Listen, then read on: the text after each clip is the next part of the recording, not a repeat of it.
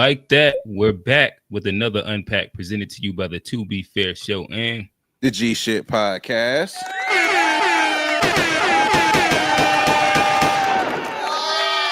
It doesn't matter how you feel.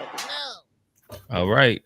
Again, we're back again, another Wednesday, 9:30, with a great conversation. Y'all see the title. Is it tangible? Is it feasible? Is it realistic? Has the fight for equality hurt us more than it has actually helped us?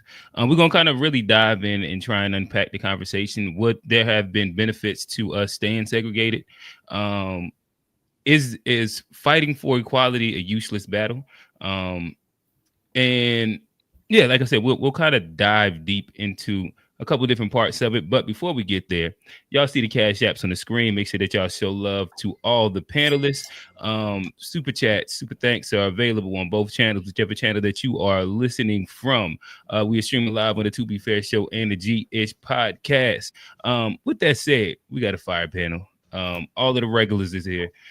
At the top, G, talk to him. What's good, everybody? It's G, host of the G Shit Podcast, where we focus on family, friends, finances, freedom, and our future, and fuck everything else. Check it out wherever you get your podcast. Search GSHPODI. FBA's own FBA Trey, aka David Walker. Cash app him, CassiusTrey. What's going on, brother? What's good? What's good? Looking forward to talking another interesting topic. Shout outs to the regulars in the chat. Looking forward to engaging with y'all as usual. Yes, sir. And below him, the Charlotte legend, A Black. Yeah, talk to him, brother. What's going on? What's up, everybody, man? Assalamu alaikum. We out here, brothers. It's Ramadan. It's Wednesday. Happy to be here. Happy to. That daylight's kicking your ass, ain't it? Oh, nah, man. It's nothing. Oh, you true to it? Okay. Yeah, man. That extra hour with it. Yeah, I remember those days. Nah, once you get adjusted, it ain't nothing, but it's all good. But I was a kid then too, so I guess that probably plays into it. I dig it. To his left, J-Rock, Johnny P. Some people say Benny the Butcher and J. Cole have a song named after him. Johnny, 1/3 of the To Be Fair Show. Talk to him. What's going on? What's going on, family? Glad to be here. It's your boy Johnny P. Looking forward to another one. Thanks everybody for pulling up on us. Tap in the chat, get interactive. All super chats get read immediately, and let's get it. All right, so we're going to throw to a couple icebreakers, but before we get there, there has been a couple funny memes that was sent in that, or one may say funny, but I think it'd be interesting to just get the conversation started. Shout out to the little homie.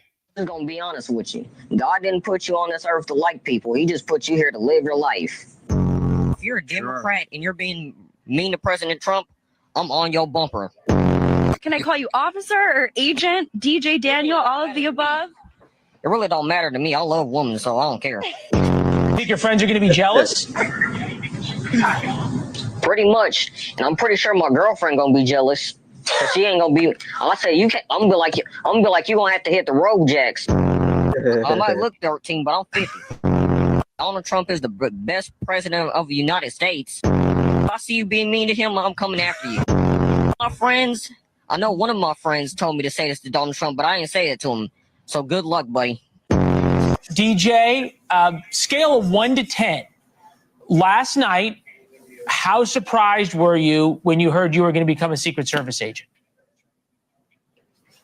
Very surprised. I ain't gonna lie, my body almost dropped to the floor. So I'm just. Yeah. Shout out to the little homie. How y'all fellas feel about him? Is he a star in the making? Yeah, man. I could listen to that little nigga all day. He just got one-liners after one-liners. But yeah, this shit's funny. But ain't he the kid that they like held up at the yeah, I believe so. The brain surgery. Yeah, like brain surgery or something like that. I'm saying, but that's really him talking. That's not AI. That's that's him. That's him. He's a wild boy. Yeah. But how do y'all know how old he is? Because he one of them young niggas that look like he low key might be 42. Well, that's what he said. He was 50, but he looked 13. I have no idea how old he is. Wouldn't it be crazy though if this nigga really was 50? They parade him around as a teenager, like on some Gary Coleman shit. Weren't people bullying him? I have no idea. I thought I seen people talking about they were bullying that little kid. Like I thought he was really like 12 or something. He might be. I don't know. He's 13 for real. He 13 for real. Yeah. So like, look, if he 13 for real, that means so. What's this? So another 4 years, he'd be 17. So he definitely gonna be at the next convention. Oh, and then 4 after that, he'll be 21. They gonna get him at least up until 28. He on the ticket through his 20s. Every convention. Yeah, he a cancer survivor, brain cancer.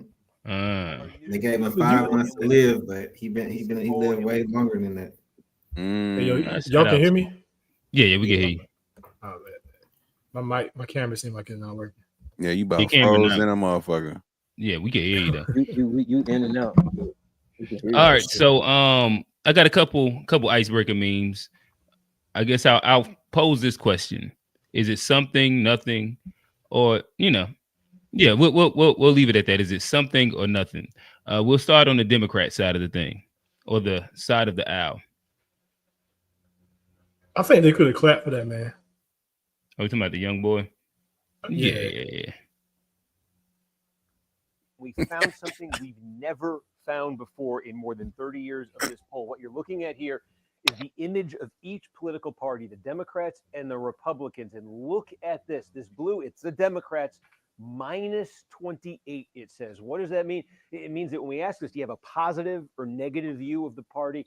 Just 27% of voters say they have a positive image of the Democratic Party. 55% say they think of the Democratic Party negatively. That's negative 28 points. This is the trend line going back 30 years. You can see neither party has ever come anywhere near as close to this. It's fallen off a cliff, that number has for Democrats since the election. And that's no coincidence here, because when you take a look here, just looking again at our poll, what Democrats say they want Democrats in Congress to be doing when it comes to Trump here, you can see 2/3 right now, 65% say they want Democrats sticking to their positions and not compromising with Trump to try to gain consensus. That's a reversal of what it was the first time around when Trump first came to office. Democrats are in a fighting mood. You see something like we watched in the last week where some Democrats, Chuck Schumer, gave the votes to keep the government open. A lot of Democratic voters angry, and a lot of Democratic voters saying they don't like their own party. All right, fellas. Is it something or nothing? It's definitely something. Democrats they're polling at an all-time low. Is it something or nothing? Something. I mean, it's so bad at this point. Like I almost feel like Republicans are cosplaying as Democrats just to sabotage them, because it's like they are so tone deaf, out of touch, can't read the room, got the same tactics and strategies still, same talking points. It's just like, why can't everybody see it but y'all? It's almost like they sabotaging themselves. It's crazy. Yeah, I think it's definitely something, but I think we have to see what it is, because you can't have a country with just one political party. And if this is the death of the Democratic Party, or if it's the decline, there has to be, for every action, there's a reaction. So I think there's going to be something more to come, but I don't know what it is. I don't know if it's really going to be good or bad for us, but it is definitely something. It's something to keep your eye on. For sure. Man, I think it's definitely something, man. And not to gloat, man, but I feel like I called this like months ago. I was like, are the Democrats going to survive this? Are they going to crash and burn? We don't have the support. They don't have the base. And then now it's like, I think it's only going to get worse, because if they made the mistakes that they made to put them in this situation, they're doubling down on those mistakes. So it's only going to get worse. And I don't know, it's almost so bad. Is it intentional? Like, I don't think they could be this bad, like, unless it was on purpose. And then I think you also have to keep in mind that it's ran by people that are like 80 years old. So you know how hard it is to get people that old to change their perspective on anything. So as long as they have control, it's definitely not going to change. And then the next, like, who's going to come and fill that void? Is it going to be what Gavin Newsom sitting down with the white supremacists, or is it going to be what's the name Crockett? Getting all sassy, waving the bundles around, rooting for the T community. Like, that's not going to work.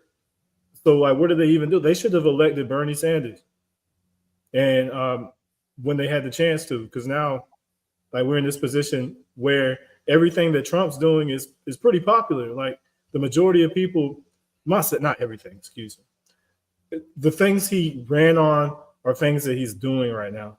So people can't be upset with that. And the majority of us want deportations. So for the Democrats to be on the side against the people, that's not helping. So, and then even they're still voting to have females in male sports, like, even after they took this L. So, like, how low can they go? At what point are they just some defunct party of the past? Yeah, I think it'll get real bad too. Like, if these 4 years pass and things are not as bad as they are trying to make it out to me. Like, right now, every time Trump says or does something, like, some of the stuff is bad, some of it we got to see, but the Democrats just like make it seem like everything he does is bad. But if people kind of like make it through these 4 years, they survive, you ain't put back in slavery, you still got your job, your home and stuff, and they're like, oh, it's gonna be worse, because they were like, oh, all that fear mongering they was doing, it didn't work, so we'll see. I guess that's my question though, is if it's the end of the Democratic Party, where does that leave the politics in America, or like what happens next? Because like a one-party system doesn't work the majority of the time. Yeah, I don't think that will be close to a one-party system. So go ahead. I think another thing about it, like, I think it is definitely something, right? But what's also something is that it's not just unique to the Democratic Party. Like these red county town halls that have their okay, you jumping the gun for the next meeting. Yeah. We're gonna talk about both sides of it. Okay, all right. So if I'm just talking about the Democrats, it's definitely something. And this recent incident with Chuck Schumer. Now, I will say, in hearing him talk a little bit on some of he kind of did his round robin, did some interviews, and gave some explanation behind his reasoning. I mean, after hearing his reasoning, it's like at least he has a thoughtful response that makes sense to me. I'll give him at least like credit for. Is that the idea of pretty much allowing the Republicans to crash and burn? No, okay, all right. I've heard that going around a little bit. What was his response? So what I'm replying to specifically was when he was like, if he does shut down the government, something passed since the last Trump administration. There's a new rule that gives the president like complete control or say so if the government to then just make decisions. And so when you start considering what Doge is doing and everything that's being cut and everything and so forth, his position was, if I allow things to shut down, we essentially could lose all our leverage in all these programs that people are saying they don't want to go away. In theory, he's saying that would give Trump the power to take those things away. Now, I'm no expert. Yeah, I'm no expert on if that's 100% true. We need to look that up, but that is what he explained. He was getting interviewed, and based off the explanation at his face value, I can at least make sense of the strategy. And it's like for Democrats, it's like this is where I like, going to the chat. It's like you in my opinion, if you're the type of person to say turn the other cheek, then when you get smacked in the face, you need to turn the other cheek. You don't need to compromise your character because you got hit in the face. Like if you're preaching turn the other cheek, then when it's time for you to take action, you got to practice what you preach. What the Democrats are doing, trying to stall government and create a shutdown, is the exact opposite of practicing what they preach. Same thing when they didn't clap at the at the State of the Union and the presidential address. Like, if you want to criticize the other side of the aisle for, you know, whatever the things you criticize them for, when things flip, don't be the thing that you're criticizing. Like, you know, be the thing that you said it should be. Like, you know, hold yourself to your own standards versus stupid to the thing that you're criticizing. So that's probably my biggest thing with Democrats in general. And wait, are you saying that them not allowing the government to shut down is doing that, or you? No, the fact that most Democrats want the government to shut down, just despite basically. Okay, you're talking about like the Democratic majority of the country, not specifically like the actions that happen. And the representatives specifically, like, because you know it was only like 10 Democrats that they needed, and Schumer got the vote. So like, yeah, it was like overwhelming. Blue party wanted to go a different way, and to me, it's you know, it's not a model of leadership that I think, you know, gives people confidence to support. I got you.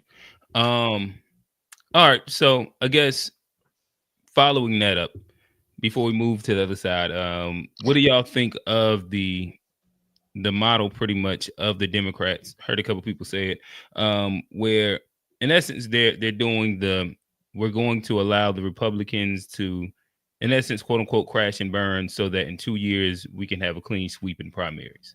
Do you think that that's smart? I don't know, a bad idea in general? Thoughts?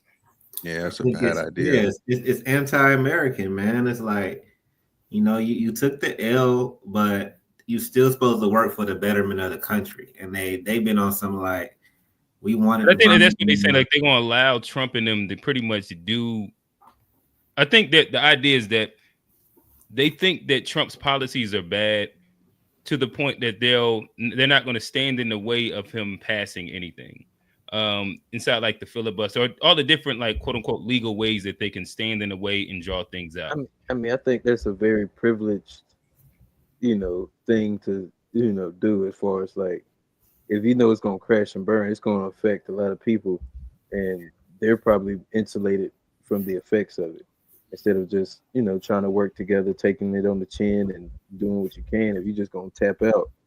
So I guess maybe that'll be the question. Do you think that they should allow the Republicans the leeway to see if what they're going to do, whether works or crash and burns, or should they do the political thing and stand in the way and, you know, kind of quote unquote theoretically and literally filibuster until primaries come and hope to win some part of the government back? Like, what they just did contradicts like the strategy of letting them crash and burn, because well, let me say, what Chuck Schumer did contradicts the strategy of letting them crash and burn. Because I guess we'll have to see the full, because if that gives him more power than it naturally would, then that could expedite things. Does that make sense? What do you mean? I'm only going by what you said. You said that the new passing of some law, when it comes down to government shutdown, like if the government shuts down, the president will have a certain authority, a version of power that they typically haven't had. And with that, how long does the government shutdown can operate? I be forgetting how long the government shutdowns be, but it's usually like between 1 to 3 months, right? When it could be days or weeks. Yeah. Yeah.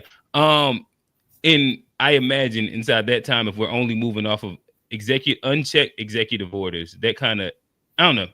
So yes, but yeah, I understand what you're saying. What I'm saying is, if we want to let them crash and burn, then what we don't do is just intentionally start blocking stuff to get in their way. Like let them run their part. Like be what's the word? What's the bipartisan? Like be collaborative and let them let them crash and burn versus like give them excuses to say we couldn't do this because the Democrats blocked this, the Democrats blocked that, the Democrats blocked that. The similar like when it was the other side. So you say the crash and burn theory is you giving that a thumbs up? I don't think it's a smart thing to do. No. Okay, I think they should try and do the political thing of blocking. Hold on. So, Hey, so hold what on. would be the best, Hey, Q. best because they are inside the majority, so they kind of get to do what they want to. What they need to do. Go ahead, Johnny. No, I was gonna say I think it depends on how you truly feel about Trump and what's gonna happen if you just let it crash out. If you think it's really gonna be the end of democracy, you're not gonna let it happen. But if you think it's just gonna be kind of bad, and then you can come and take the power back. So I guess it depends on. But so what your do you, conviction? so if we're giving like strategy advice as novices to the Democrats, of course what you're saying is true. Like if you think that we're going to end up in a dictatorship, then you should do everything that's necessary. Right now, what do you think would be best to actually win? I guess what they need to primary in the presidential election. I think like me not believing Trump is the devil and the ultimate bad. I think the best thing would be a crash and burn strategy, and then just let the people. Because if he's not going to end democracy, then you have a chance. But if you feel like he's really as bad as you say he is, then you got to stand and fight. But I don't believe that he's that bad, so I would crash and burn, and then let's regroup and figure it out in the primaries, or 4 years from now. I would advise them to go a completely different approach in that they need to embrace, you got to try the exact opposite. What you've been doing this whole time is trying to demonize, trying to tear down, like zero acceptance has been the message, and look at where it's gotten you. So what if you embrace the fact that he's president? Treat him similar, just think back to 25 years ago when Bush was president and how Democrats treated Republicans at that point. It wasn't always like shits and giggles, but there was a certain level of decorum and respect between parties, even though there was clear tension at the time too. They need to get back to showing American people that it's about American people, and stop with this bullshit theatrics of us versus them, and it takes away from what's really impacting the average person. I think that would be a winning strategy to literally do the opposite of what you've been doing. I agree with that. Right, but I guess does that mean allow? So that sounds like allow them to. No, it doesn't mean crash and burn. Push through the policies that they're trying to get through, or stand in their way through means of filibuster. It means put people first, literally. So if the policy is beneficial for people, then work with the party to make the good things happen, and then be critical of the things that you think will be detrimental to society. Like you know what I'm saying? But be bipartisan with it. Don't just have this approach of we're not yielding because we're blue, and we believe all blue. We're not giving them it shouldn't be that. It needs to get back more to a real political system, in my opinion, where it's about these folks representing their constituents' best interest. So I guess, do you think that I guess this would be your POV then? You believe that currently the Democrats are stepping on bills that they also believe, but they can't because they don't have the power. But I guess, but they have been stepping on bills that could be beneficial to the American people because of it's Republican. Why? Tell me why Democrats want the government to shut down. Well, who does that benefit? But I guess they didn't, so it's kind of hard. They did though. They the Democratic Party is mad at Chuck Schumer for not allowing the shutdown to happen. Right, but I guess it didn't happen because of the reason that you outlined, and they would have. So I guess what you're saying is that a majority of the party wanted it to happen, but again, I imagine politics work in a sense that they all do communicate and get together, and they don't want to show wavering support, but they said we're going to strategically do this thing, and make sure that we have enough. And if I got to take the brunt, I got to take the brunt. Now look. I'm listening. You see how Democrats are talking about Chuck Schumer, one of their party leaders, versus how Republicans always support their party leaders. Chuck Schumer made a decision as the leader of the party, and everybody else in the party came out to the media and talked negatively about him, his leadership, and how this is a slap in the face to Democrats across the country, and so forth and so forth. he got ripped by his own party throughout the media. Would you agree with that? Yeah, sure. I don't think that's how. Like, what's the old dude from Kentucky? Mitch McConnell. Republicans, even though they know he old as shit and ain't no good, they never would rip him publicly like that through the media. So you're saying the Republicans don't have a history of ripping their leaders? Not the way Democrats do.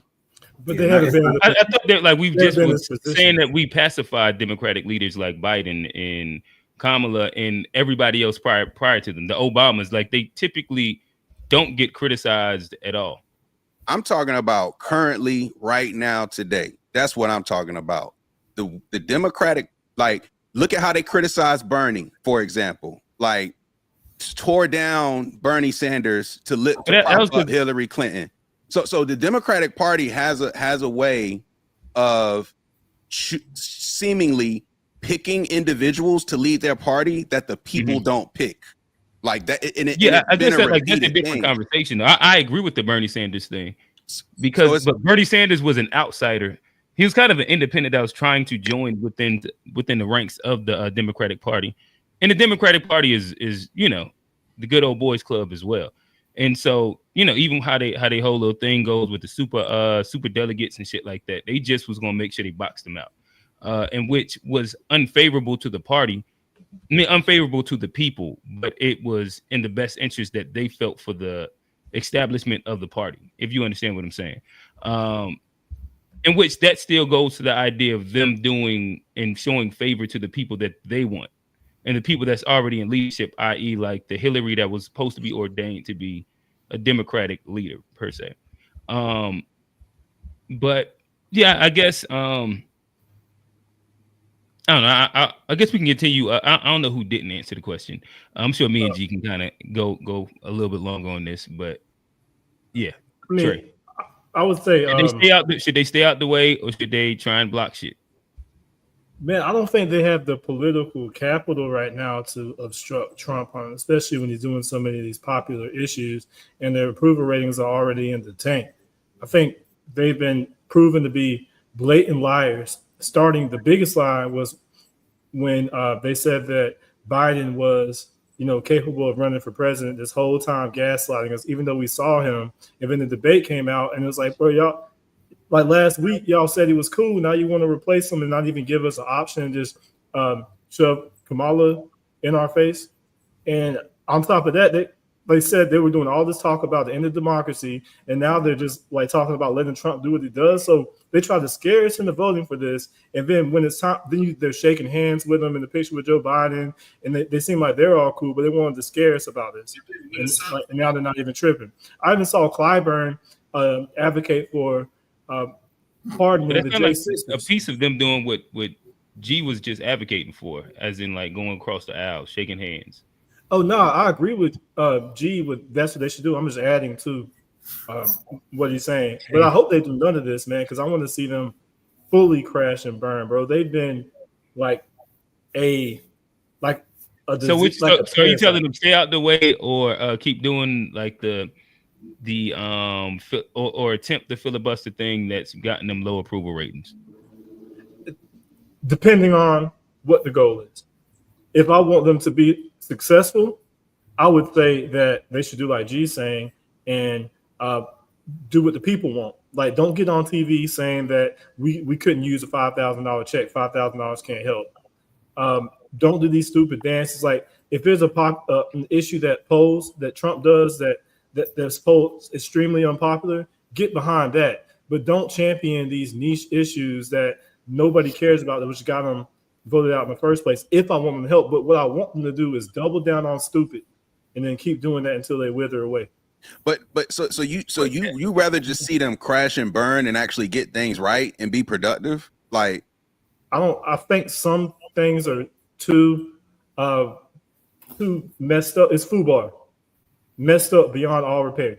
So, what word did you use? FUBAR? Yeah, that's a new one. I know. Okay, yeah. That's some South Carolina shit. FUBAR. I think it might be military.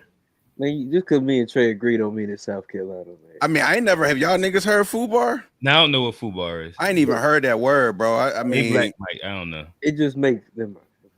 It makes It's a new one for me.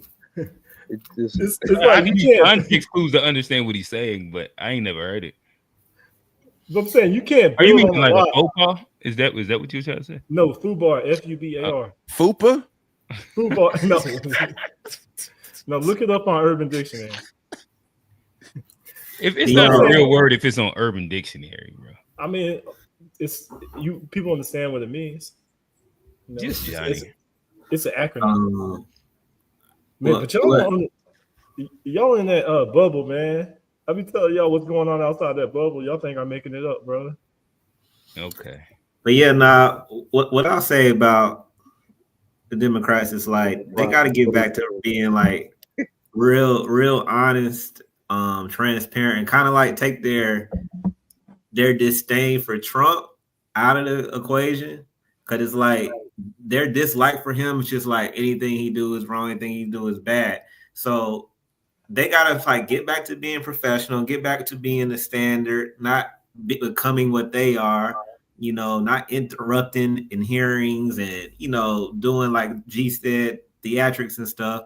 If they go the route of like crash and burn and we just go agree with everything he does, that's going to bite them in the ass in the primaries, because now when you at a debate, they're going to be like, well, you agree with this. You agree with that, you know, so they can't go that route. So it's like, if you genuinely disagree, you need to say it, but not with your feelings. Like they like our kind of acting like a scorned female, or I don't want to say, like they're just like, we lost, so we don't want nothing to win. And I don't know if you see a lot of Democrats, they be saying like, oh, we told you so, we told you so, we told you this would happen. Like it's almost 92%. As if like they want things to fail. I'm like, what did y'all tell us and stuff? Like, and then, you know, educate people, like get out of this whole, Americans are not scared, whether that's bad or whether it's good, but you can't do the whole just fear this is about to happen. He fires the IRS agency. Oh, y'all not gonna get y'all. I already got my tax return back faster than ever. Like, I don't know what the hell they did, but I got my shit. I got, and it is nice. So they's like, oh, he go fire the IRS agents. Our taxes about to be messed up. Well, my shit is good. Like, so they got to get back to like really telling the truth. You know, not lying, because they lie a lot too. Holding themselves accountable and stop acting like they just this infallible party who ain't did nothing wrong. You know, like, and it's like anything, like it's funny, even with the Ukraine thing. When Biden was in office, everybody was against a nigga sending millions to Ukraine. Democrats, Republicans, like everybody. As soon as that thing happened with Zelensky, now it's like, you love for Ukraine and shit. I'm like, when y'all start caring about Ukraine? Like, because Trump is against the dude now, y'all for him. It's like anything he's against, they're for. And that's why it's like they acting like on some Drake fans type shit. Is like, it's not even no logic right now. It's like all emotion. It's like, we don't like this guy, so anything he does is wrong. Most of his executive orders and things he proposed have been blocked by judges. But even after they're blocked, Democrats are still kind of promoting them, those things. It's like, that's already been blocked. Why y'all still talking about that? Like, because they're trying to just make him the bad guy. He's already the bad guy. He's already embraced being the villain. So you can't like villainize him any further. Like, get back to the facts, get back to educating people, find smarter ways to educate them. Like, use social media and shit for more than dancing and trends, and like use it to like tell people what's really going on. And also, he cutting into their money. Democrats act like they ain't been getting money for years from all these little programs and shit, and skimming from the top and making millions and stuff. You know, some of the aid and all that shit might do some good, but a lot of them are stealing money too. You know, a lot of government workers that don't want to go back to work are getting paid huge salaries to do nothing.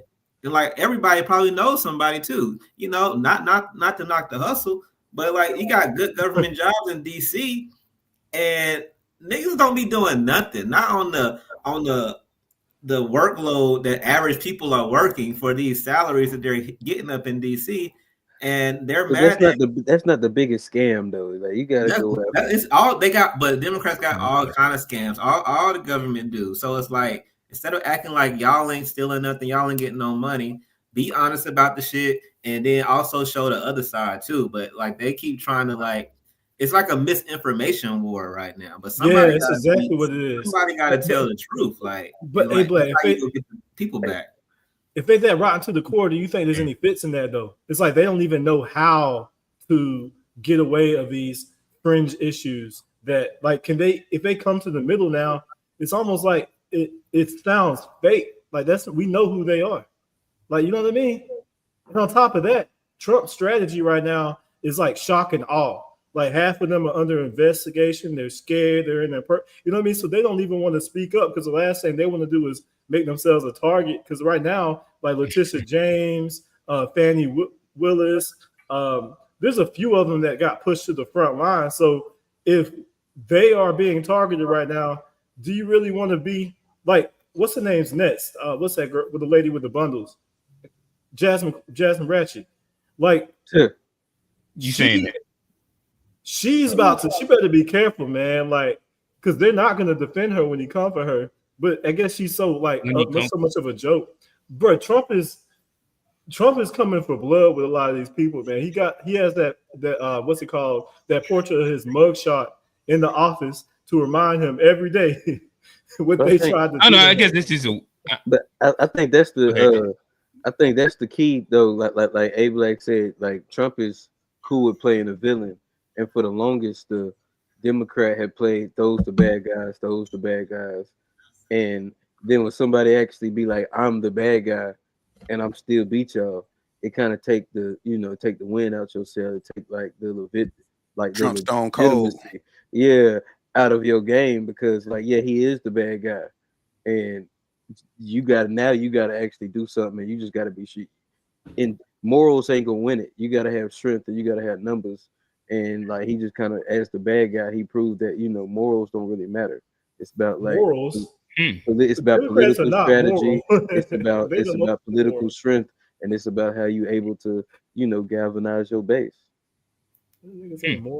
All right, so I guess this will kind of be a time to kind of swing it to the other side of the aisle. We got a couple memes sent in that I guess should be able to spark some conversation.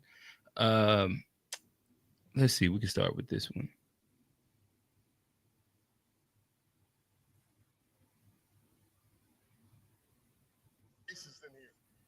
You hate when we use the word racist. You hate being attacked. You hate when we bring up race and everything. But then when we have an opportunity to show that, can the volume go up a little bit? Oh, you can't hear it? I can hear it, but it is kind of low. Did that help? And I sit here and we talk about our families. We talk about our kids. Is that better? I can hear it. Yeah. Okay. I can hear we it. go on trips together, and then we talk about not funding state, not using our state dollars to go to white supremacy programs, and then we table it. You want to talk about some stuff? Let's talk about how they just took almost $7 million from the College of Charleston because they want to help black kids. Let's talk about it. Let's talk about all the amendments that are in the state budget right now to defund all the black programs that are going across the state. Let's talk about it. Let's talk about AP African American Studies that was banned from this state. Let's talk about it. Let's talk about the attacks that you got going on people who don't look like you. Let's talk about it. Why do we continuously do this to our kids? Why? What is it that you're doing? What are you showing your kids? I guess that kind of hits to the nail of where he's going. Play this one also. Anger boiling just moments ago, boiling over at a town hall in Nebraska. Republican Congressman Mike Flood was finishing a meeting with constituents, and here is some of what we just saw.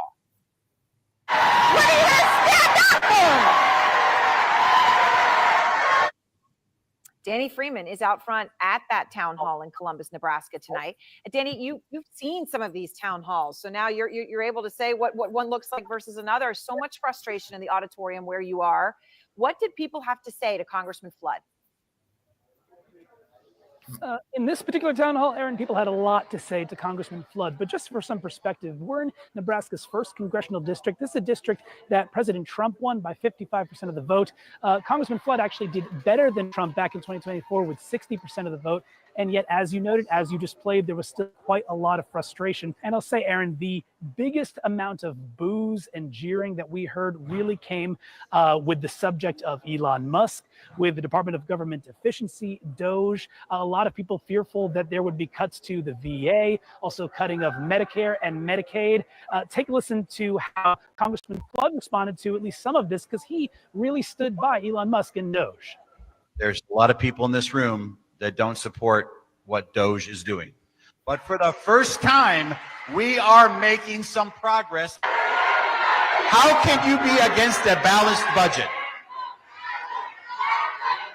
All right. All right, so I guess that and they were screaming tax the rich. Just yeah, so that, yeah. Mm-hmm. So currently there has been, I guess, a bit of infighting within the Republican Party. One could put it as classic MAGA versus neo-MAGA.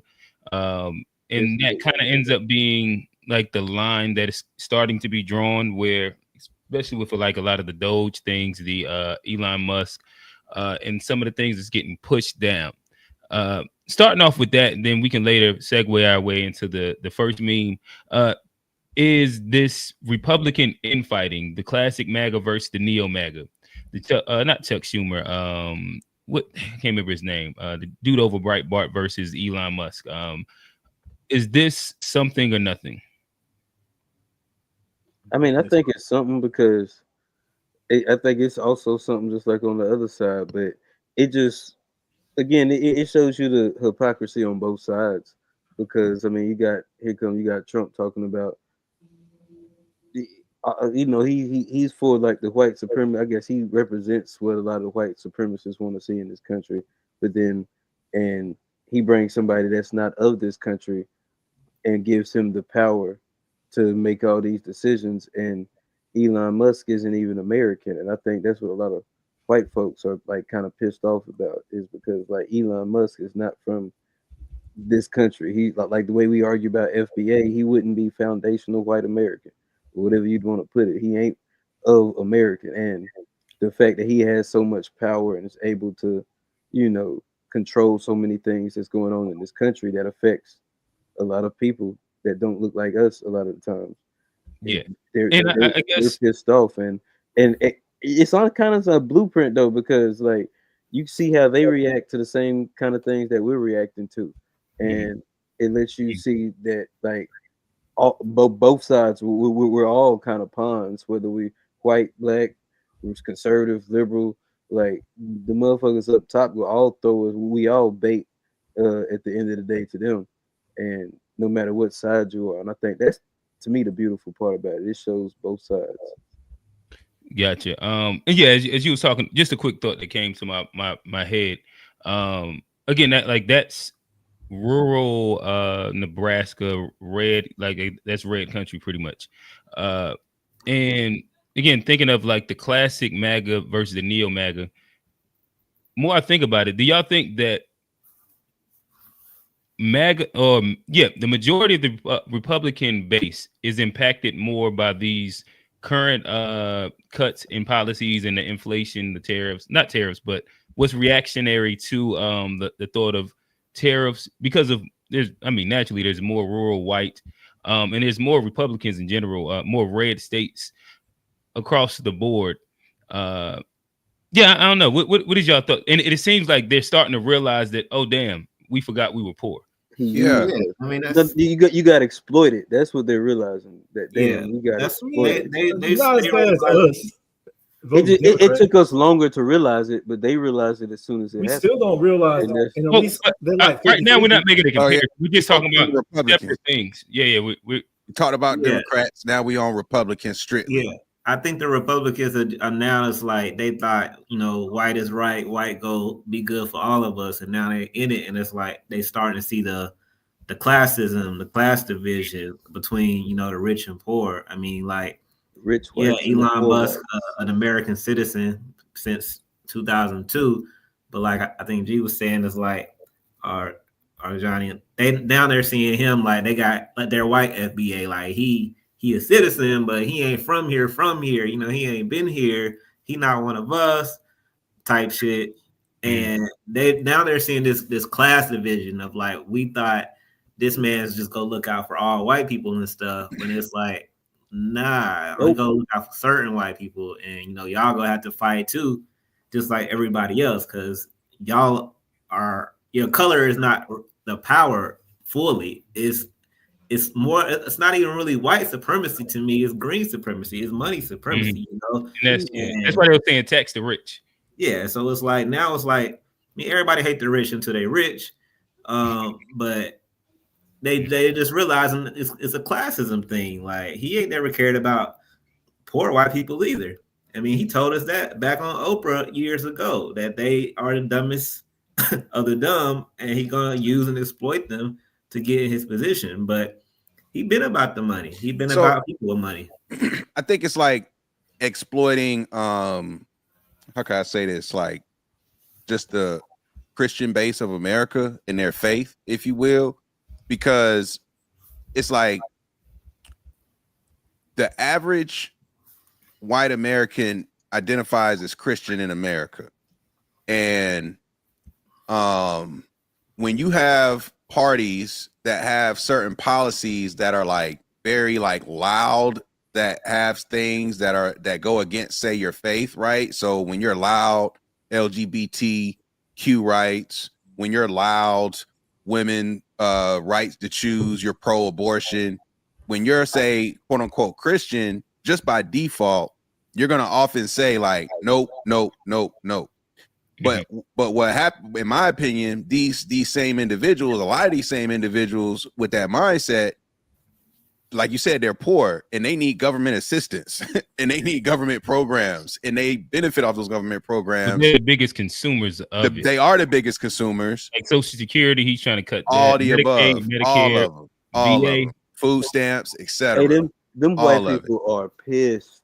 All of it. And the most underrated group of whites are the veterans. Like that's a very powerful voting bloc in America. And when you start attacking VA rights as a quote unquote pro-military, pro-soldier candidate, it's not gonna go over well. So good luck, buddy. So it's funny, you don't like the DEI until your group is on the block. Didn't think that veterans would be considered, one amongst the DEIs, but so it's like you said, it's like, I think it's their faith that sets them up for the booby trap. It's because Republicans play on faith-based politics. I think white and they hook them. I don't think Trump really did that as much as evangelicals love Trump. Well, he went to that rally and told them they got to vote again. But he wasn't Bible thumping though. He just went and talked to him. He wasn't really Bible thumping himself though. He just they was against the pronouns and stuff. They real simple. Like that's what I'm saying. Trump came and said they was bait. They was easy. But that's my point. It's like all you gotta do is tell that whole base. You don't even have to talk policy. All you gotta do is talk about things that align to their faith. Hey, we don't want gay shit. Hey, we don't want abortion. Hey, we don't want immigrants. We gonna get them up out of here. Hey, we want to keep it white and pure. Hey, we want to bring slavery back. You gonna get your vote. You know what I'm saying? Like, who said that? I said a lot of shit nobody literally said, and you stopped me on the one thing. It's like you let me go through a whole list. You let me go through a whole list of hyperbole just to get to the one hyperbolistic turn to be like, who said that? Like, come on, bro. The only reason I say that because the only person I know who said that was Joe Biden, because he said that he want to bring slavery back. He said Trump's gonna put y'all back in chains. Y'all remember he said that? He could have been talking about a Diddy party though. Oh, sorry. Free Diddy. That's why that rung a bell to me, because there was somebody talking about going back in slavery, and it wasn't Trump. But I think the idea, and I think it's like really rich, especially from like the staunch Democrats on the black side, to accuse the Republicans on the right are being exploited. It's like they can't fathom that they're being exploited, but they know when exploitation is actually happening. And it's crazy, like how when you're in a situation, you can't see the forest for the trees. Because the Republicans say that the black people were being exploited by the Democrats this whole time. They're like, no, we're not. So it's, you know what I mean? It's crazy how you can easily point your finger, but when it's time to look in the mirror, nobody's really able to do that. Right, but I think that that's bipartisan, and we're seeing it. Like literally, that's my point. That's my point. They gotta be the independent move because it's like fuck. But this is why the Poor People's Campaign was so powerful, because if you take those two bases of poor whites and blacks and bring them together, hey man, minorities, yeah, and with the minorities, it's a powerful group from both sides. You probably got a minority in today's. But that's why they say they kill you when you start talking classism. Yeah, but also I think the idea though is Trump is supposed to help he's saying he's going to help people on the back end. And I think the idea is a lot of these things will hurt, but if he can supplement that by, really ending income tax or doing that will never happen, bro. Like I'm just saying, like that's a pipe dream. That's not even a pipe dream. They would have to tax the rich then. They would have to. Johnny, ain't no have to nothing. These niggas are not ending income tax, bro. Like at the federal level, no way. No way. No way. The term tax the rich is like it's true that so many like Social Security gets solved if they just bump up the tax limit on like how much people over 160 pay. I mean, they make over 160K pay in Social Security. Let's just say like that's not rich. No. But the richest of the rich pay the exact amount as somebody that makes 160. Trey, do you know what percentage of Americans make over, say, $250,000 a year? We said 140. I would say 250 is closer to wealthy, but 140 is like. All right, but you understand that I'm not. But Trey, you're making a point that I'm not making. I'm not saying that they are rich. I'm saying if you continue to tax at the same rate, what is it, 7%? If you continue that 7% rate, because after it gets there's a certain threshold. Ceiling. The ceiling is 180. After 180, it becomes fixed. It's no longer just a percentage. It's not even fixed, Q. You don't pay no more. You don't pay no more above 180. And my bad. And that's kind of what I meant by fixed, but I used the wrong terminology. But yeah, like it becomes that exact amount. So like if you make $100 million, you pay the exact same amount inside Social Security tax as somebody that makes 160,000, and that's what the disparity is. And pretty much, I forget what it is. Like if you raise that number up to just 7% at like 500K, you fix the Social Security whole issue. But that's where it becomes the issue of tax the rich. Yeah, raise it to they sit the ceiling right there, and they won't go up any higher. And they give corporations billions of dollars in subsidies so that they can quote unquote create economic opportunities and provide jobs, but at what cost, right? You know what I'm saying? Like there are ways for the federal government to get their money, but I'm telling you right now, they're going to get income tax. Like that shit is not going away. What about ending taxes on tips and overtime, or the Doge checks, or if they're able to get inflation under control? And also get the prices of the supply line stuff and get energy costs down too. Like, do you think that would help with a lot of these cuts? Hey Trey, I'll say this. No, I would believe in a lot of these cuts a lot more. Like if they would go after the Pentagon, because that's where we know the majority of the money that gets wasted. And if you're gonna go after an agency and get enough money to help people, it's going to be in that Pentagon. But we could keep going after these small agencies, and it's affecting the people in America. When you go after these agencies, go after the Pentagon, get the biggest fish, and then try to split it up. But if you keep on getting small fish saying you're going to feed people, I don't see how it's going to just help when you continuously tackling small fish. We got a lot of conflicts going on right now. That's the only thing, because we got what's going on in the Arctic. We got what's going on in Ukraine, Israel. Now but they all wasting taxpayers. I don't know. None of these conflicts are like, and if you look at the budget and our budget compared to any country. Like you can take the 3, 4, 5 and combine them, and it still don't equal our budget. But if you look at the numbers, the Pentagon said they lost the money. You can see. Well, yeah, you're talking about the things when they get audited that just doesn't exist, like with all the lost money. And not even the military spending. I think that's what you're speaking to. But I'm saying, but if the agency is called Doge, and you're supposed to talk about efficiency, one of the most inefficient, the biggest spender of our money is the Pentagon, and you're not going after that. So how can I really believe in you if you're not really going after the most inefficient? Like the most inefficient group. I do think there's a fair I'll just say this, and talking to somebody who I know who's like retired military high up and just asking general opinions. Shout out, he said he would raise the budget for the military, and I was like, what?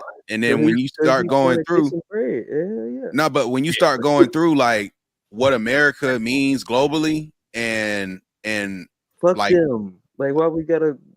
Man, it depends, bro. Because we're globally as Americans, why do we have to protect it? Why do we give a fuck? No, it's not about protecting the world. It's about protecting America in the currency, because like it's all a global economy, and in the way America's positioned, it's like, you know, the World War II happened because of that quote unquote East versus West. Eastern Europe was trying to take over Western Europe. Hold up.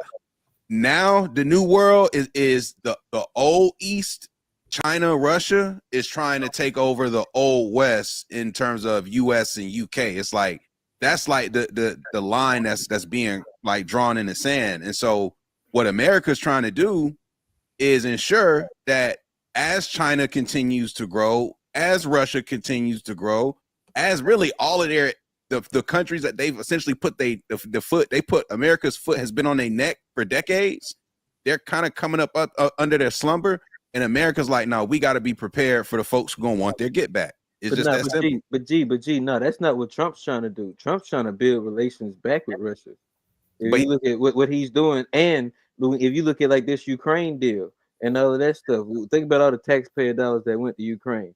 And when Trump's he's talking about taking American ownership of these the energy infrastructure in Ukraine and all of that. But guess where that money is going to go to?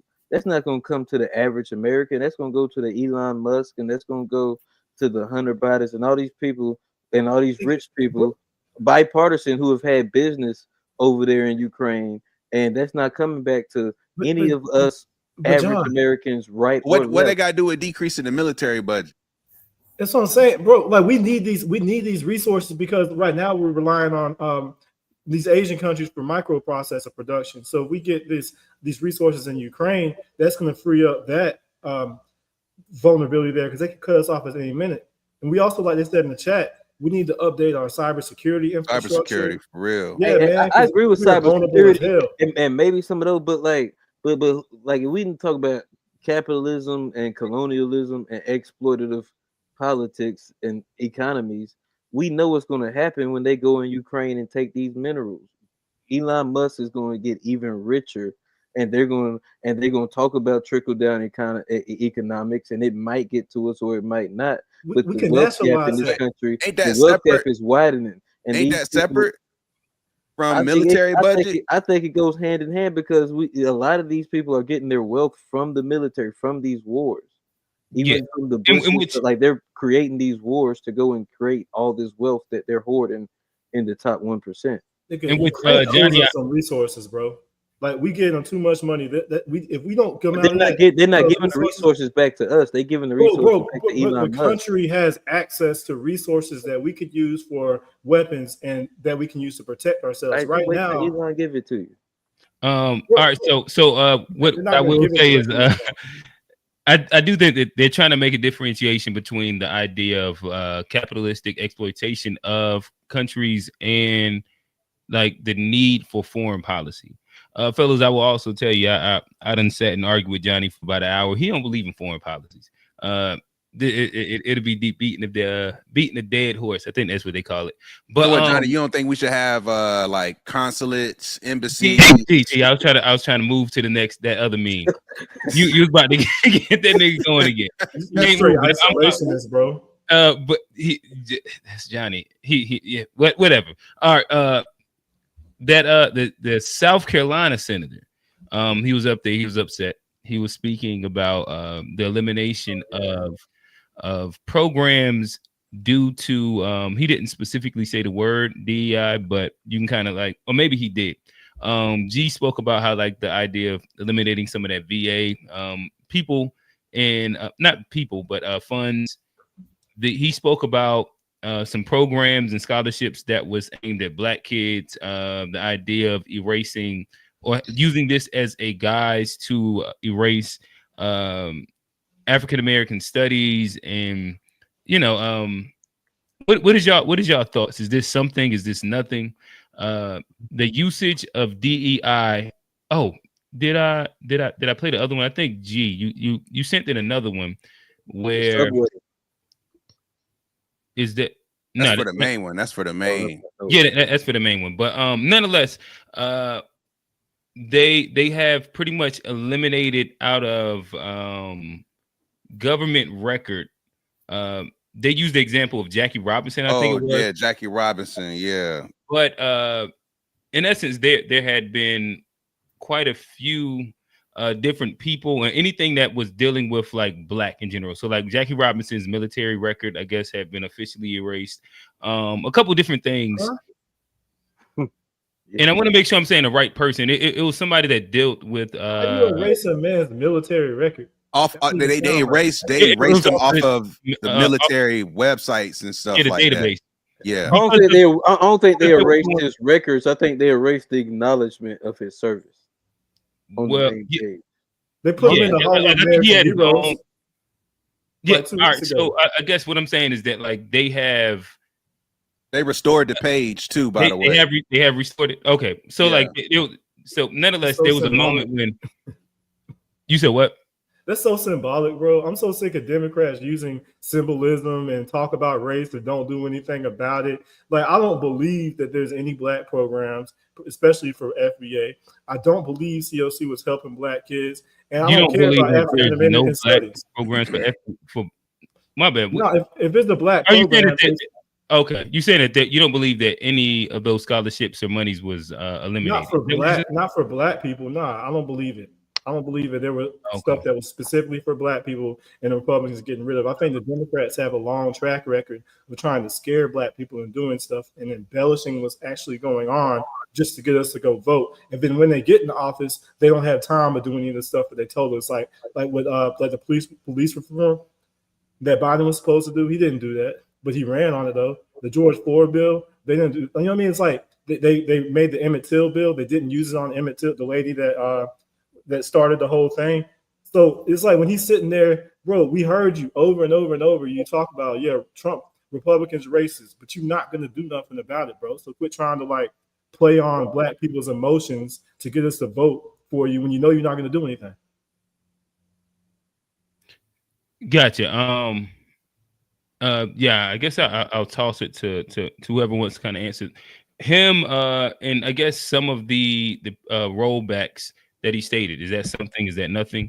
Again, how the term or how broadly DEI is being used, and is this something to worry about? Is it pretty much overreaction? It sounds like I kind of got a question too, because like as you know, as a FBA looking to establish lineage and delineation, like, but then at the same time, they're, removing programs to help specific types of people. Like, how does that help the cause long term when seemingly anything allocated to any group, regardless of the group, is being like essentially eliminated? So are you saying if they remove a program that benefits a group of people, including us, even though we get the I didn't already not saying what I said. You're already not saying what I said. I didn't say anything about removing what I said was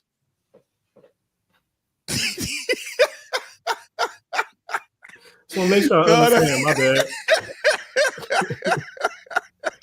Shout out to the chat live right now, boy. Go ahead. Oh my gosh. So look, what I said was that with this new version of DEI as a FBA in America who is fighting for delineation, lineage in this country, how does this movement of anti-DEI help those efforts when seemingly any type of funding for any quote unquote group, regardless of the group, is being eliminated? Like, how does FBA fit in a world with no DEI? I feel like that was built. That is like a dilapidated house that's rotten to the foundation. Wait. Can you just answer the question without No, all I'm this? gonna try to answer it like a metaphor. Dilapidated. I didn't understand I didn't even hear quite understand the sentence you just said. So it's just like, okay, these programs that you're describing, I think they're so rotten to the core that the only way we can build something that's beneficial is if we burn it completely down and start fresh. Okay, so my question is excavation job for us right now. My question is specific to the goal of delineation. How does this new wave of anti-DEI impact FBA's ability to delineate and make demands? That's the question. Okay, so now that this is out the way and we're focusing on lineage, what we need to do now is replace that stuff or work to build replacements that are lineage based. But DEI can be lineage, lineage will fall under DEI. It won't. It will, bro. It hasn't yet. It has. They just eliminated. So what's lineage based on the DEI? I must have missed that. All this stuff, Asian programs, programs, Native American programs. I didn't know Native American stuff was DEI. What exactly is DEI, man? Because you're talking about reparations. I didn't know anything that deals with diversity or equity, is reparations not a form of? Is reparations not under the name of equity, being equitable? But they were getting reparations. DEI started when? Like, was that under Obama? They've been getting reparations before DEI, so I understand how you're forcing this like marriage. Right. So listen. This new wave of anti-DEI, like they gave money to black kids for college, but now today, no more. Not just for black kids. You're not going to set aside money for black kids to go to school in South Carolina. So like you're right. In the past, you could do things for certain groups, and there is evidence of that. So my question is, under this new regime, this new mindset, where that standard will no longer be the case, how does FBA fit within that model to, one, delineate, and then two, make a demand based off of lineage? This don't got nothing to do with us delineating. Okay. Like we can delineate, like we're gonna delineate regardless. For number one, and number two, all these things that the reason they're getting rid of all these a lot of these things that are part of this DI programs, I want to see gone.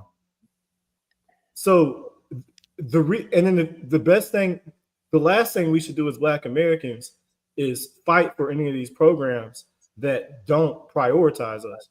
Because it's good to see these other people on the front lines taking the lion's share of the impact.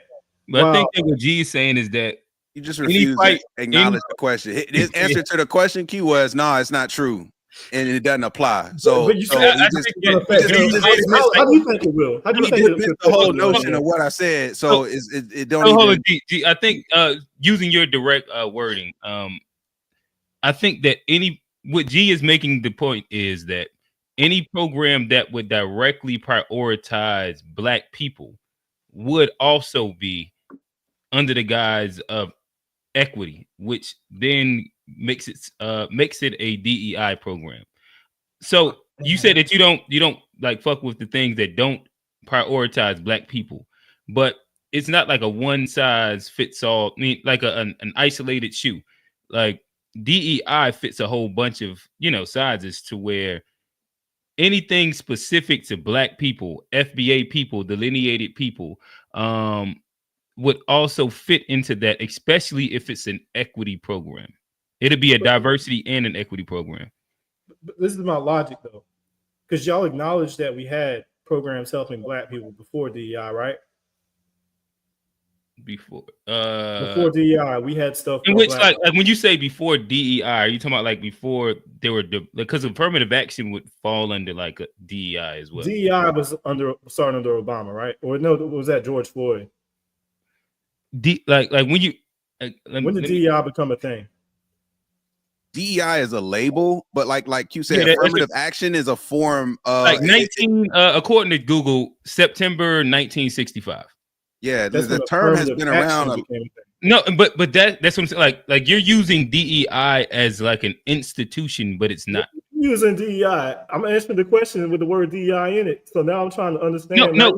DEI isn't DEI. DEI. It's like, at one point, each autism word was called something else. Now it's the spectrum. Now it's Asperger's. Now that's how DEI works. It's all DEI is a specific They program. spectrumed it for sure. But that's why they would be able to, for a limited amount of time. You said that it was restored, but they would have erased out Jackie Robinson's whatever on the internet because it fell under something that fit the bill of DEI that was acceptable in the past, but they was going back because it highlighted Blacks specifically. And that's what it was. It was because they highlighted Black specifically.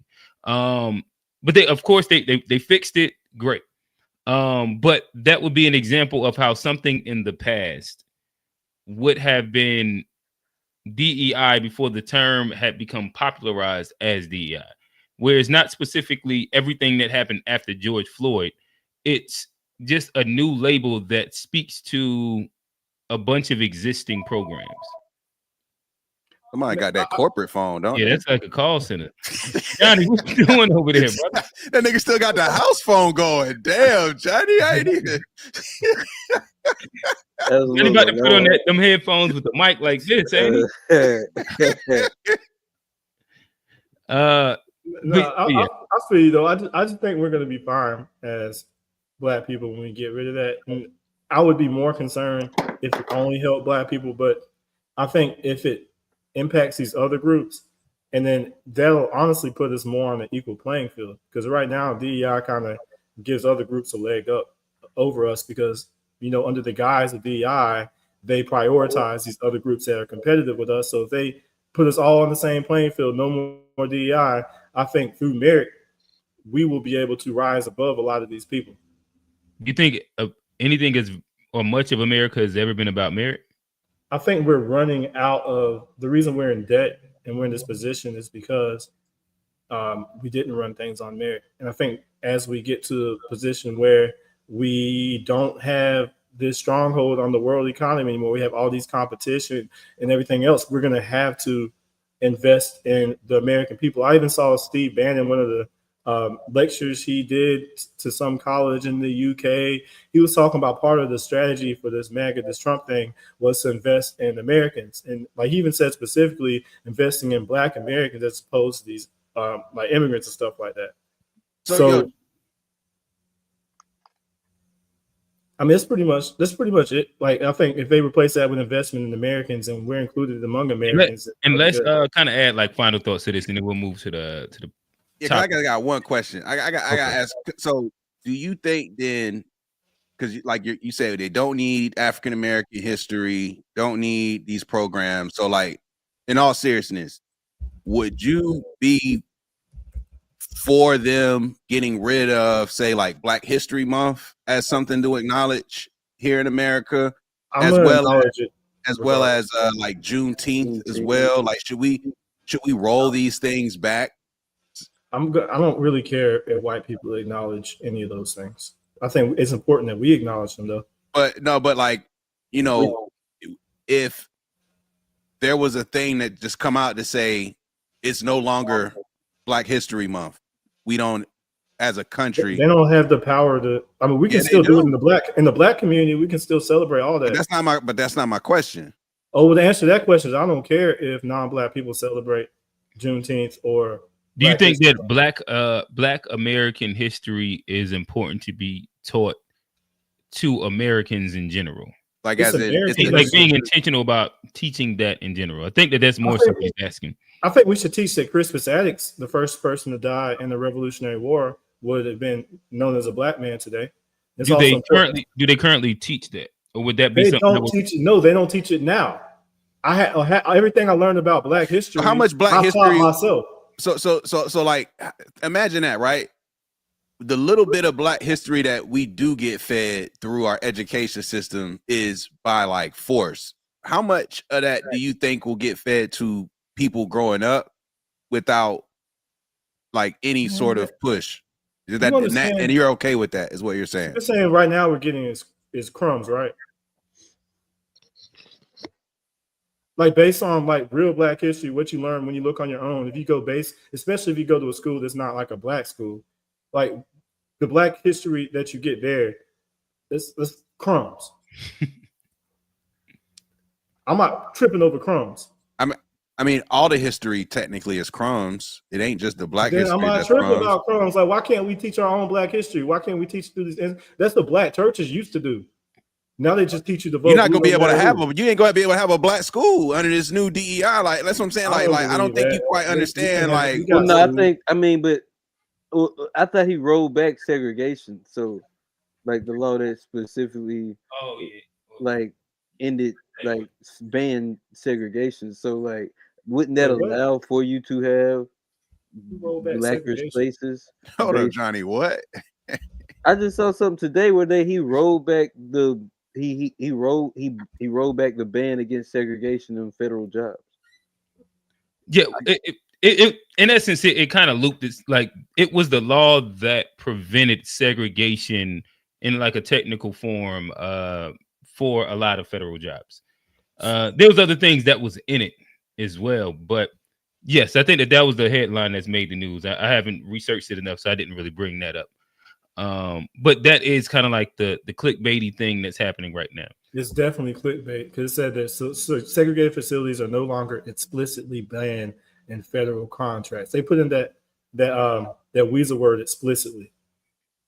But I don't understand how that exists in the term of like the DEI world that we live in. Because if something's if you can segregate something, wouldn't that automatically make it DEI?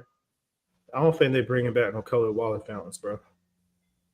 Oh, well, I know that's not what you said, but when you think segregation, even if it's white only, but think. even if it falls under white only, wouldn't that be? You think they're bringing back white only water fountains? No, I think Johnny's making the opposite point. I think Johnny is saying that white only water fountains would be DEI, and so like it wouldn't be applicable within.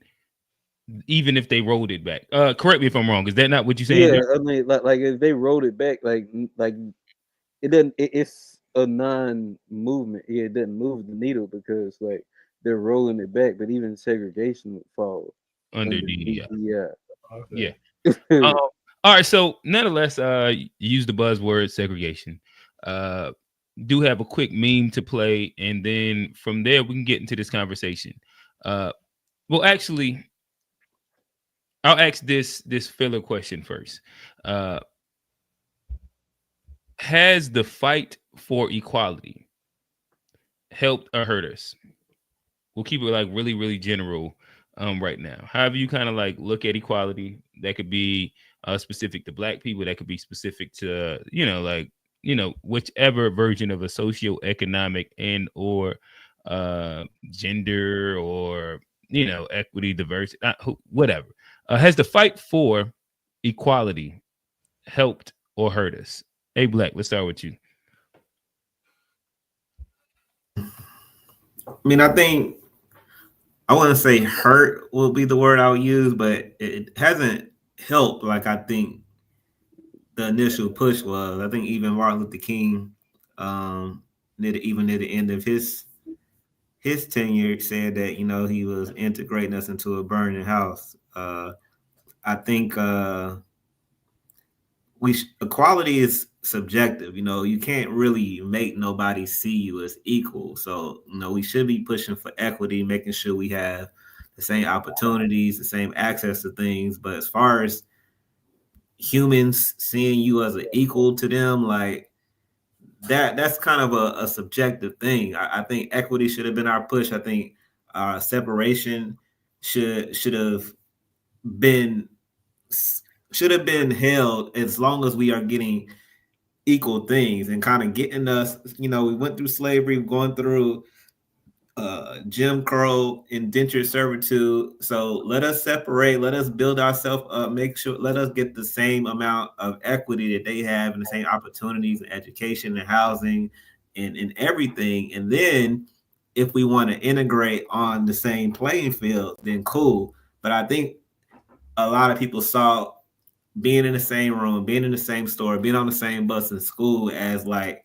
equality, not knowing that, all right, we're going to let y'all in, but we're still not going to really give y'all the equity you need. We're still going to let you in the schools, but we're going to treat the black kids differently. You know, we're going to have white teachers and tell the black kids that you can only be this or that, you know, so they still had different tactics within integration. So I think in the long run, we see that, you know, now that we own less than we did in the early 1900s, we haven't progressed in a lot of ways economically, that integration, assimilation in some senses didn't really, you know, benefit us. It kind of made us docile. It kind of, you know, made us quiet down, but we should have, you know, kept our neighborhoods, kept our schools, circulated our dollar, and, you know, built up through the generations to really get on an equal footing. And then if we want to integrate and go on the other side of town and do those things, cool. Like, it shouldn't be laws against it, but I think that our leaders should have focused on, you know, building our communities. Like, I think they thought that, you know, you look on the other side of the tracks, like, we need to be there so we can have what they have, instead of we don't got to be there, but we do need to have what they have. We need the same books, we need the same clothes, we need the same hospitals, we need the same things, but in our communities, because, you know, we've been under their foot for hundreds of years now. So integrating is not the best thing to do, because these people still hate us, you know, although it's not legal to enslave us or legal to do certain things, they still internally hate us. So, you know, you're moving into their neighborhood, they're not liking you. You're going to their school, they're not liking you. You're going into their store, they following you. So it's like, why you subject that self to that toxic atmosphere? Stay in your neighborhood, build yourself up, and let's see what it gets us. You know, we'll have ownership. We have these things that, you know, we don't have. So overall, it didn't really benefit us. But I think the intention was good. I don't really blame them.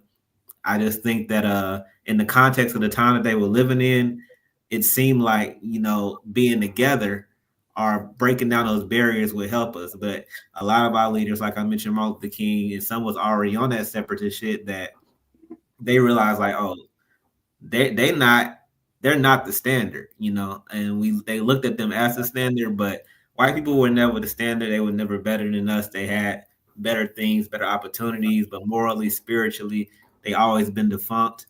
And we should have fought for equity and, you know, keeping ourselves separate and building our community, building our nation, our own nation, and then kind of seeing where that took us.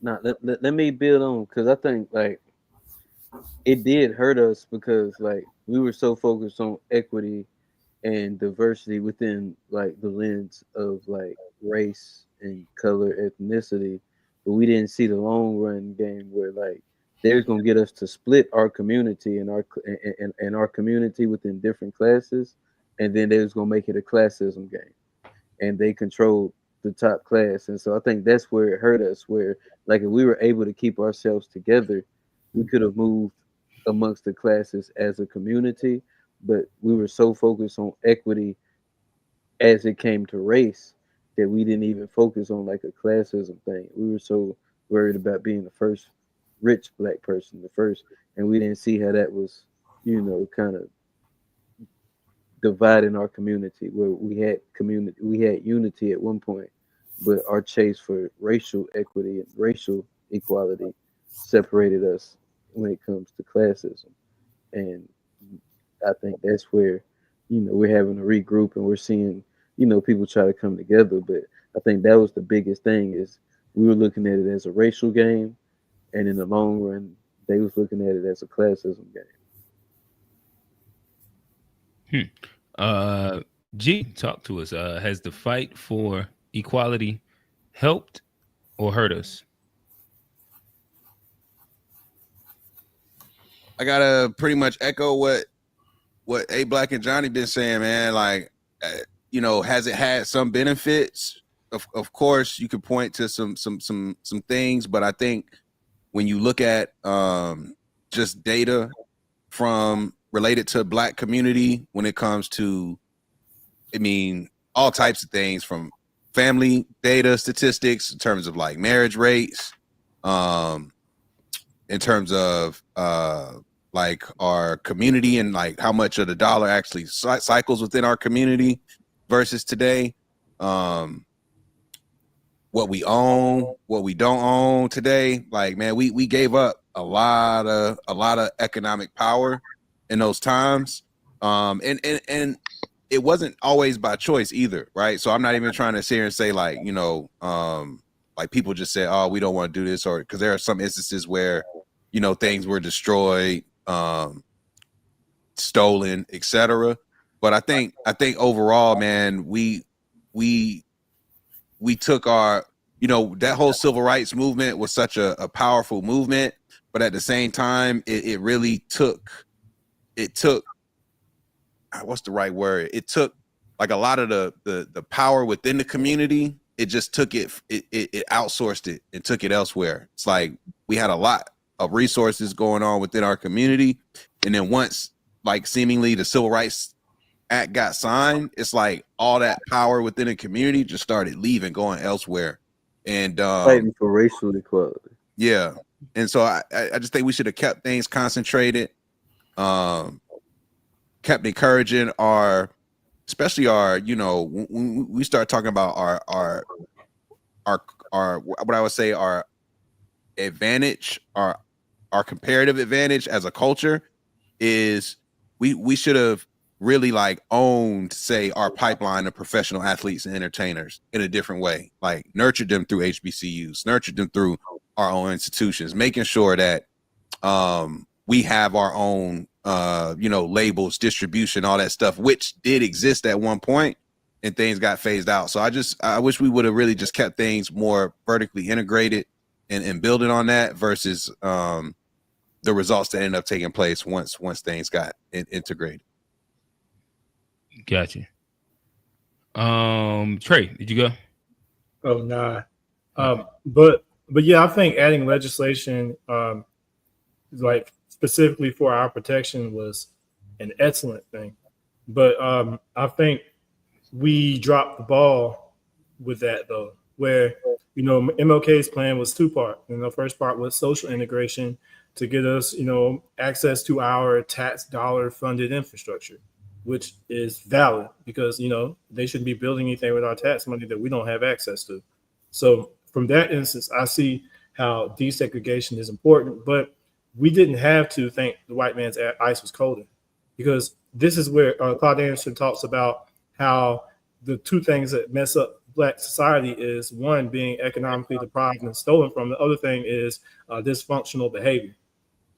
And I think the dysfunctional behavior on our end is, of course, we were set up for a lot of this stuff. Like at that time, there was more solidarity between the classes among Black society, where the people, because we were all stuck together, right? We couldn't leave the community. So we had our street elements, people running the numbers, all the other stuff, the pool halls. We also had the people that were more, the business end too, and they were able to work together.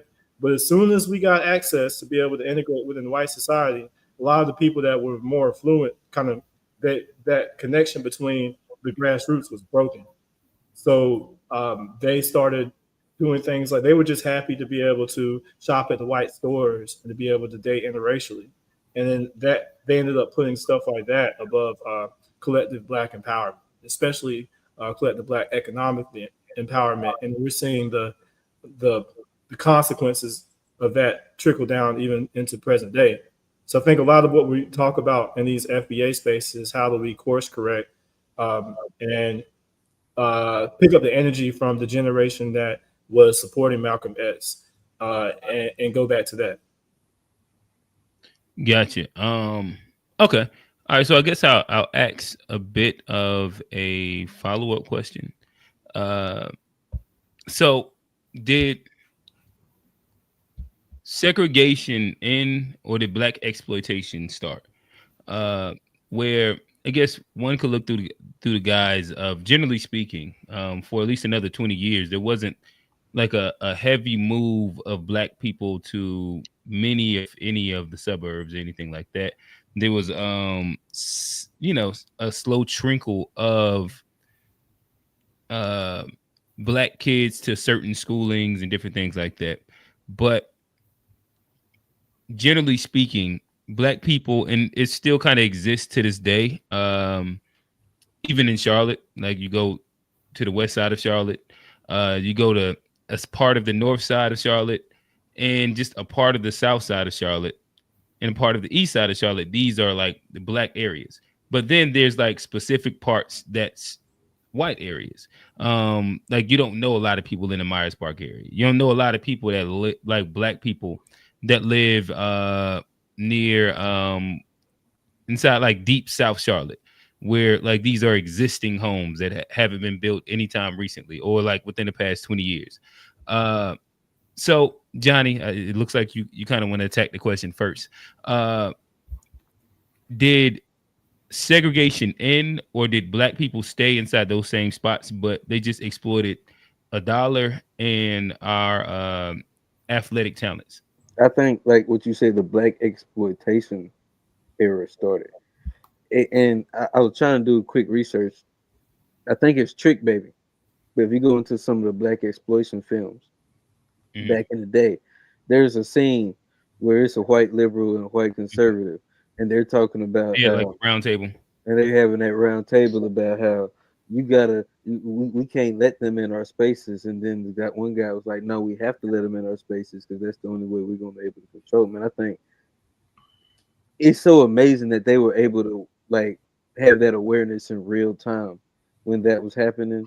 And it's kind of so disappointing that we lost that awareness of what was happening as the years went by. Like they were making films about how we know what these white people are doing, and then let me play the scene for you real quick. Yeah, that's it right there. But that tell you exactly what happened. That's 1974. Paul, you conservatives make a mistake. You can't afford to strangle hope in people. Without hope, people become dangerous. No, Howard, you liberals have let them invade our society. You give them jobs, political jobs. Paul, you missed the point. It's only the smart ones we move up. That makes it even worse. No, we have to move them up. If we leave a smart one in the ghetto, he might develop into a leader against us. But if we raise him up into white society, we neutralize him. He feels compelled to try to act like us. He loses his identity and his racial anger, if he has any. He becomes alien to his brothers. They realize he sold them out and they grow to hate him. He becomes worthless to them and safe for us. No, thank you. In fact, in his love for the creature comforts, except for his color, he's become one of us. I mean, all right. That's speaking better than I ever could. But if you say the end of segregation, the beginning of black exploitation, that's it right there. I know that's crazy. Like one of us make niggas think that they entitled to white women and everything. Bro, we entitled to, as men, we entitled to whatever white man. What that had to do with white women? It didn't have nothing to do with it, bro. But I'm not with it. As black men, we entitled to whatever white men are entitled to. And whatever white women are entitled to, too, for that matter. They was just trying to vote a black woman into office with a white husband. Nobody said boo. But I bet if Kamala was in office, they still would have been tripping looking at the NBA draft. I'm not with that hypocrisy, bro. I think we were talking about left and right. Right. Yeah. But if you look at that video, I was bro, replying to the clip about raising niggas in the burbs so that they come up thinking that they white. Didn't that what it said? Is that not what the clip said? I don't know what I it's see saying. how you put You that can know together. you black and then still. Hey, No, you he a said slippery- take them G, out. Like G, you a slippery nigga. he You a said slippery he said no nigga, wait. Did y'all not see You the a clip? slippery nigga, G. Did y'all not see the clip? Yeah. He that talked don't about got nothing to specifically do. He said making outside of- sure that you quote unquote don't leave quote unquote the smart ones like the STEM yeah. niggas, the engineers and shit. Leave them. You got to remove them, put them in Bro, whitewash situations so that they grow up thinking that We more like one of them. CWI or something like that. Yeah, and they go to Stop. exactly. Stop. They learn the white man's language, read the white man's books, adopt the white man's ideology, Like so the they white can man's woman. feel like a white man. Or you can go to an HBCU and learn to be a feminist and a Democrat. So I mean, Y'all took pick this your shit poison. and like this went a totally different like route than I was expecting. Goddamn, I was expecting some unity, and y'all found some division. I thought it was a great clip, Johnny. So I mean, the unity's there, brother. It was an awesome clip. Yeah, but I think it's crazy how we see clips like that, like how strategic and diabolical and insidious they are with like sabotaging us and instructing everything we do.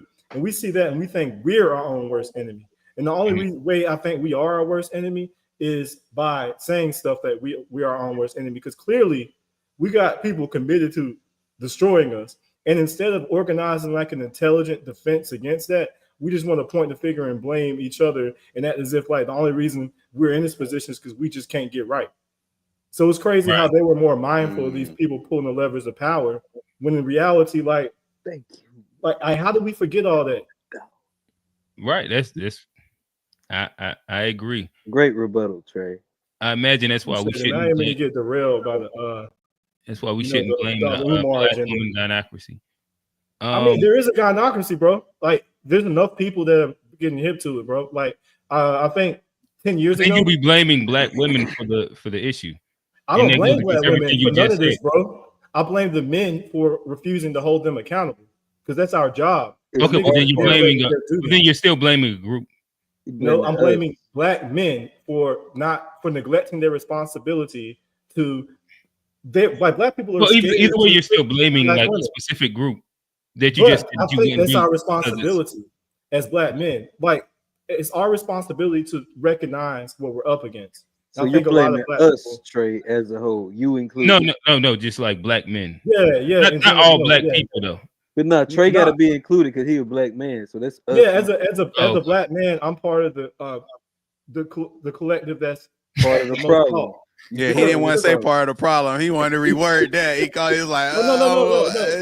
I'm part of the collective that is part of the problem, or is the problem. Because I think as a man, our responsibility is to lead our community. But instead, we have people confused about whether you can raise a little girl the same way you raise a little boy, or if you should raise a daughter to be a wife or raise a boy to be a husband. We don't think we should do that no more. Or if you should marry black women and date black women. I think have black women in the community. I think if we raise more black women to be wives, then you wouldn't have to worry about so many black men leaving the community. But if you can't at the same time get mad at black men. What? No, hear me out. Hold on, y'all gonna let this nigga say that? He watched the Hold on, did y'all hear what this nigga just said? I heard. He watched it and clearly felt the way. Did you hear what he just said? No, this is the contradiction. Black men leaving the black community has nothing to do with like any problems. It's black men's fault that women in the position they in, but yet it's women's fault black men leaving the community because of how the niggas are shoot themselves in the foot is what you saying. They're like niggas are causing their own reason for leaving the community. Johnny, save him. Yeah. Johnny. Feminist niggas like you guys. Nah, nigga. Nah, bro. I guarantee you, if Trey, don't let me if black men thought like me, our system would be in check, bro. Oh yeah, Trey. Hey, fellas, no ad hominem. I see exactly where this is about to go. But go ahead. He don't even live his raps, Q. It don't go nowhere. He don't even live the raps he talking about. No, he don't live none of the raps. He don't live none of his raps. What raps don't I live? None of them. None of them. Like what? None of them. Oh, give us one, G. No, none of them. Nothing he Johnny, says stop he lives instigating. by. None of it. None of it. None of it. Dave. I mean, Tell me one that you do. How about that? Tell me one thing you do live by. Hey fellas, let's throw the told you the only guy that is not oh dang, A Black left. I was just about to throw it to him. So many great examples. Immediate. I can tell you one example of how I live my rap though, if you want me to. Please. I don't go with none of that gynocratic BS, bro. It's women that are about that shit. I don't rock with that shit at all, bro. And they know not to even come at me with that stuff. That's easy to say when you I do all the pair with a woman. I do all the not patriotic without a woman by your side, right? It's easy to talk like that when you don't have nothing by your side. Like I'm not married? You mean I'm not married? Married, serious, fiance, like somebody you claim publicly, any of the above? Yeah, I guess I got somebody I claim. I've had people I claim my whole life. See, so exactly. It's easy to talk about how you live in the dark. It's easy to talk about how you live in the dark.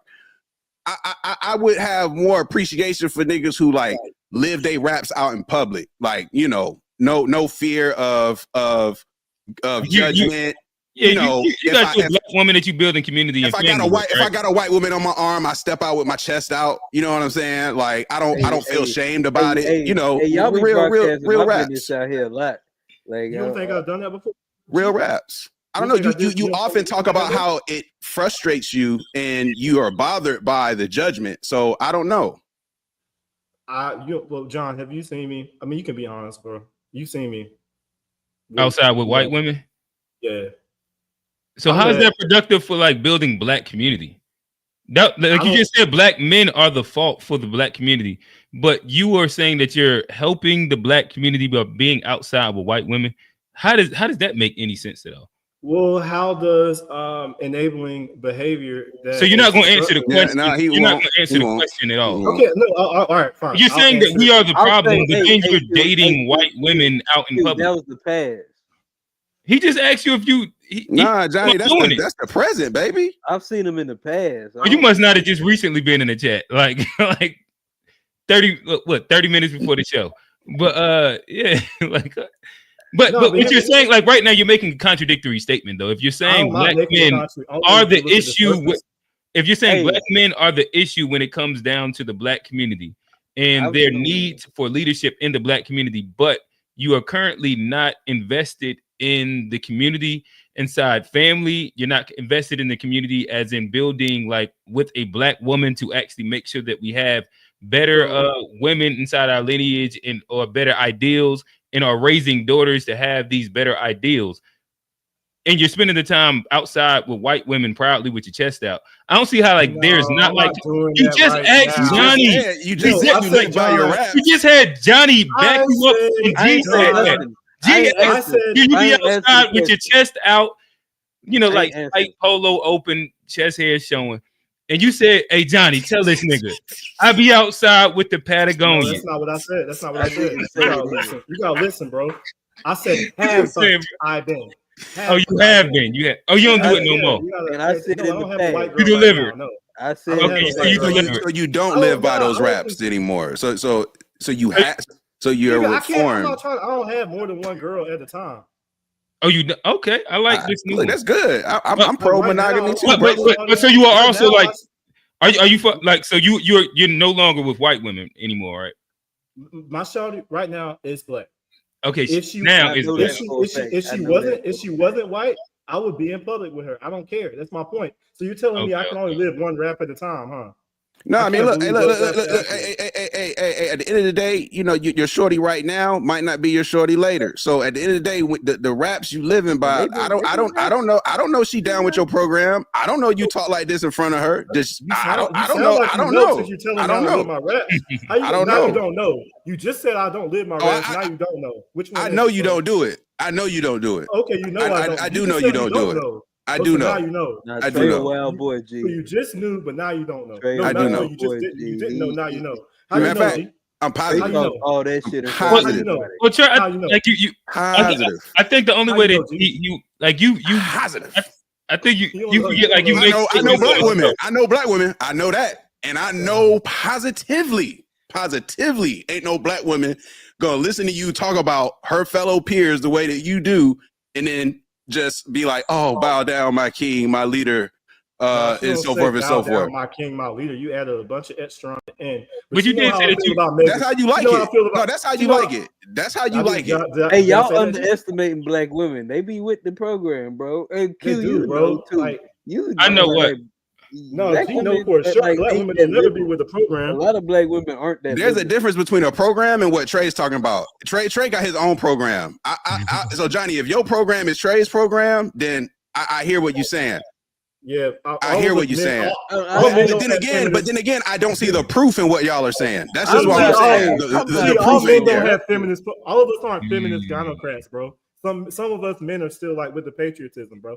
Like not all of us are feminists. So just because that's how you are isn't a reflection of the rest of black society, bro. I know you watched The Color Purple like 7 times, but some of us didn't watch that at all. Say it with your chest. That like you think I said it with my chest. So like just because you go change the brakes and you go change the brakes in the driveway, and so that make you a man, right? I'll take care of the car. I'll take care of the house. I didn't watch The Color Purple and I changed brakes. I'm a man. Like that shit don't matter nothing to me, bro. That's a very low. That's a low vibrational masculinity. I mean, to a feminist, yeah, of course. There's nothing wrong with being a feminist. Thank you. Thanks for just saying that shit. Right, bro. Exactly. Yeah, it's getting out of my masculine mode, bro, because I ain't want to get to it. You know what I'm saying? I'm trying to the most masculine thing you can be is a feminist. Jalen Ramsey, big dog. Say what? Oh, damn. You don't want to know what he just said, but but Johnny, you're right. You hit the nail on the head. What Jalen Ramsey do? What you just did? Don't look it up. You probably ain't gonna like it. Gonna be beefing, bro. Don't look it up. Bro. It's very saucy, very saucy. But hey, look, some shit like that. What the fuck? Like zesty? Oh, super zesty. Yeah, it was zesty. Fresh zest. So now fresh I'm zest. zesty. Now I'm zesty because I'm out of in what they call it, feminism. That makes me zesty. G.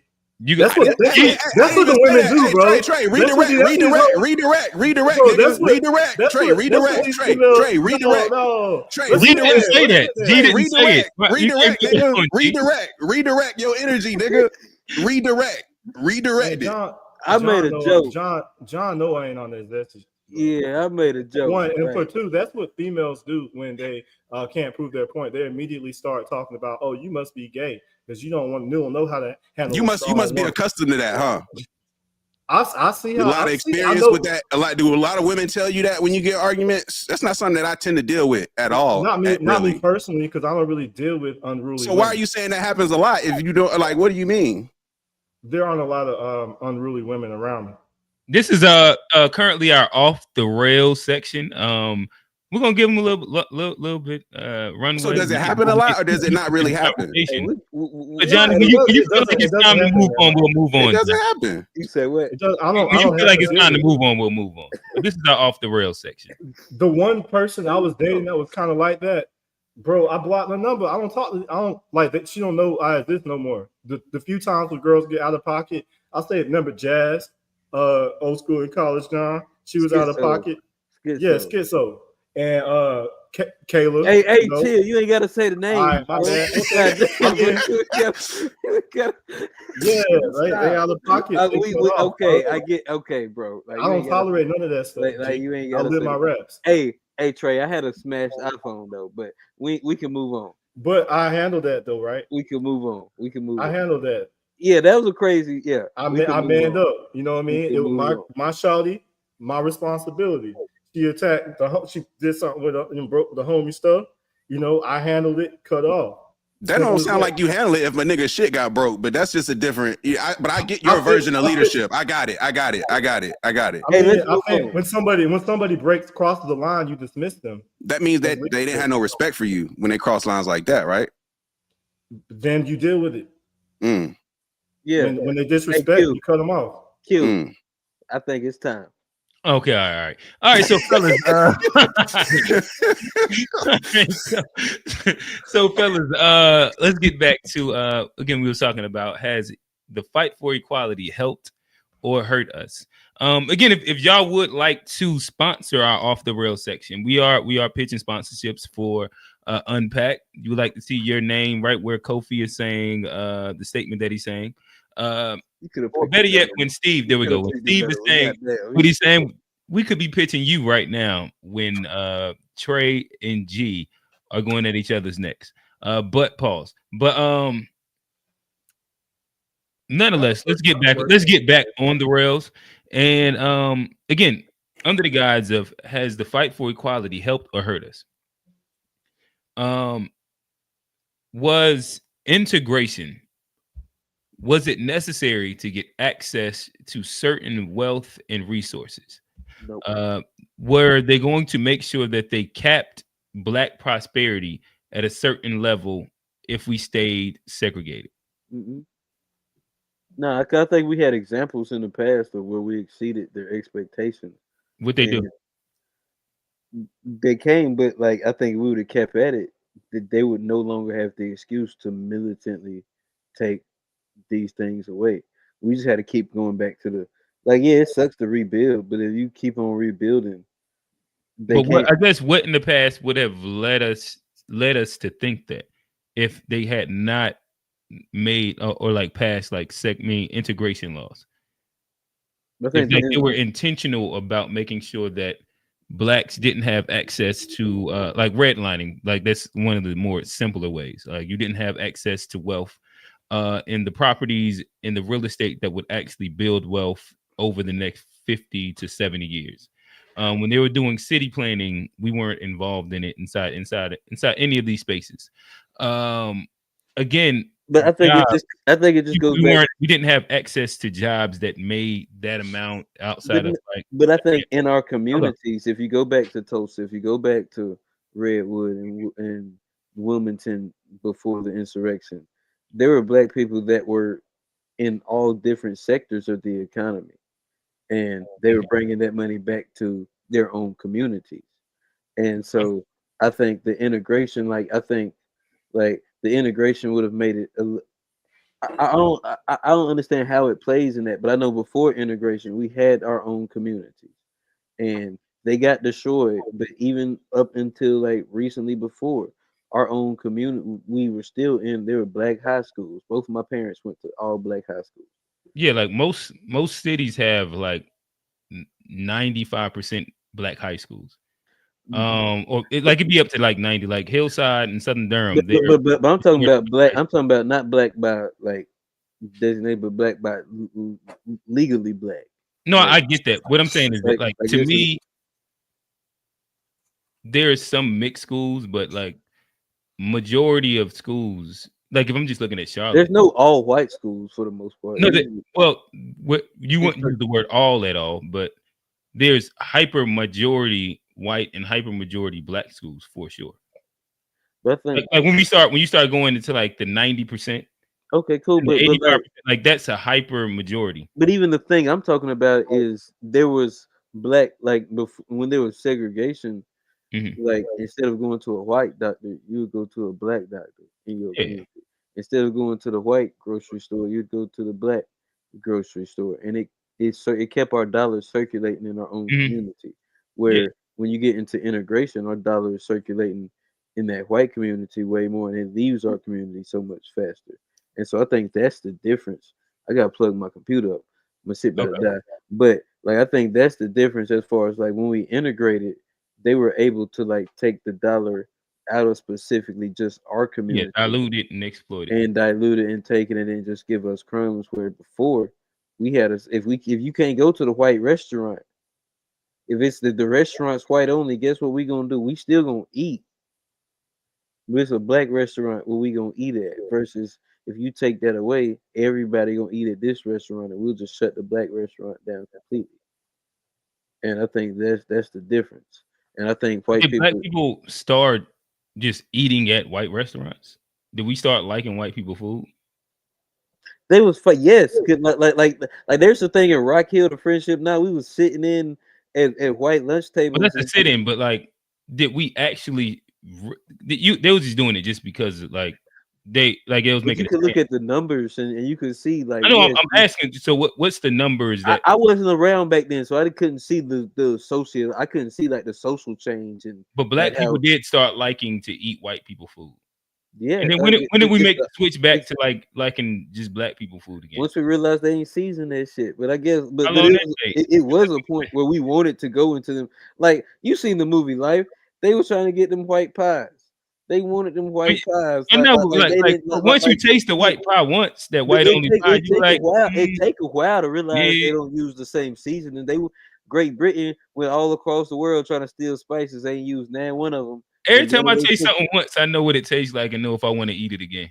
Okay, but that's you. But I'm just saying there was a reason why like we was fighting to get in these white restaurants, even though we know we cook better than them. It was a reason. I know for sure. I guess I'm only asking like how much of the black spending power. Well, these restaurants would feed us in the back. You know what I'm saying? Like it wasn't like that. Like it wasn't like they wouldn't service black people at all. Oftentimes they'd be like, you gotta go to the back and get your food. You gotta go out back, or like treat it like second class citizens. But that made the food be better though, because like if you could get it in the back versus in the front, you could be like, nah, this shit gotta taste better in the front. Yeah, it's crazy. Like it's a psychological. No, for sure. No, it's definitely psychological though. It's psychological, and that's why we spent all this time trying to integrate. Like sitting on the bus, it's psychological on the front or the back. Or just a status symbol. But they status symbol, yeah. They talk about restaurants and going to the back of some white ass restaurants instead of going to the black restaurant. We know we cook better than them. So why were we trying to go to these white restaurants if it wasn't psychological? Right. But saying all that to say and keep it back on track, would they have allowed us access to wealth, resources, and how would we have kept them from capping black prosperity if that's not been the thing that during the entirety of segregation that they did? They capped black prosperity up until when the whole movement or when the laws got passed, and still after that. I think it goes to capitalism because like a lot of the even the Black Panther movements and stuff, they were looking to get funding from other places that didn't necessarily align with democracy. And you can see America even do that in other countries. They killed the Black Panther movement also. But they gave us another option, so we didn't continue going a militant route. They gave us a diplomatic or economic route, so we didn't have to continue a diplomatic route. But you see this even in like Syria or Sudan, where America will back one side, Russia will back another side, and they just continue like a war. And I think that there was one point where they realized the black community in America could go communist. And instead of letting us go communist, they just pretended to tap us into the capitalist wealth of this country, but they still didn't really do that. But I think they just killed the leaders and kept black people poor. But they gave us integration after they killed. No. Black Panthers was after integration. That was in the 70s. We had other like equivalents. Like we had the Black Liberation Army and Deacons of Defense and all kinds of black civil rights was not all holding hands and marching and getting beat on. We had like but eventually we looked at integration as the capitalistic solution to our problems when it really wasn't. Community. Them niggas, they had way more fight in them back then, bro. They're like people really only looking. And I don't know if it was like capitalistic based as much as it was like access to like the resources, i.e., like to educate. No. Well, yes, resources could be leveraged as capital, but I think more so like whether it's like the education, the access to the different institutions and different shit like that, i.e., or access to government services, i.e. like transportation and shit like that. That's why a lot of the major boycotts and things ended up being along the lines of school and transportation. Like it was also, but it's like it was like you said, the psychological element of thing. Like we had things, but our version of it was significantly worse than the white version, like everywhere. So it's like, even if there was a water fountain, the colored fountain versus the white fountain look ridiculous. The colored swimming pool versus the white swimming pool looks completely different. Like, and so I think it's like I said, I don't think it's about the capitalistic part of it, but it really, to me, it really was about this idea of, I think the black people at the time really wanted, quote unquote, fair treatment. Like, they wanted the same thing as, quote unquote, white folks. Like, not more than, not less than. They just wanted to get treated the same, access to the same opportunities and facilities without being treated like second class citizens. It's like, it's not a tough ask. Man, I know people whose grandparents, because they couldn't go to the doctor, they had to like go to the veterinarian to get like stitches and stuff like that. Like we didn't even have access to be able to go to the doctor's office in some of these communities because they were segregated. So I mean, if you're talking about getting access to stuff like that, I mean, I think it's perfectly valid for them to get a segregation. As far as get rid of segregation, but as far as like the capitalism side and abandoning a lot of our own communities and going to these white restaurants, I think there's two parts to that. Like Hard Anderson said that his family's cab company was destroyed after integration. Like, so instead of like but during the boycott, a lot of these black companies got more business. So like after we got in, so that's one reason, like one example of a lot of the businesses that we had getting less getting patronized less, but also you gotta look at like these highway acts, because they said like, well, we rebuilt Tulsa, and then they did the highway act and put a road right through it, and they did that all over the nation. So a lot of these black businesses that we probably would have patronized if they were still there were intentionally destroyed. At the same time, they were giving us access to the white stuff as well. Right. And I like that goes to, in essence, the question that I was asking, where if black wealth did exist and started becoming prosperous, what keeps them from exercising eminent domain, as you're saying with the highways, to make sure that they keep their their foot on black people's neck? What leverage would we have had to make sure that this didn't happen? What leverage do we have now? Well, it's not answering like. I mean, it's the same leverage. Like they didn't have no. The answer would be none, and that would then be an appeal to like why we needed segregation, I guess. I mean, integration. But like, if you think about those times of the 60s, right? I think another kind of like thing that changed around that time period. Like, if you think about, like, if I listen to my mom and her siblings talk about growing up, this idea of, say, going to McDonald's was like a huge treat. Like, this was like if we went to McDonald's, it was like, oh shit, we going to McDonald's. Like, it was like a thing. Like, it was a special outing. And like, my grandparents on both sides had gardens. A lot of the food that was in the kitchen came from the garden. They were growing the vegetables. And they ate a lot of vegetables. Like, I don't know about y'all, but like in the South, niggas ate tomato sandwiches and shit like that. Like, that's disgusting, but I get what you're saying. But I'm for real. The older generation was eating shit like that. Like, the meal would be mad, like, basic, and it would be like, that's what it was. So I think one of the underrated things about this is the food industry really got a hook in our community in a way that it didn't used to, say, prior to integration as well. But it's a lot of things that got the hooks. We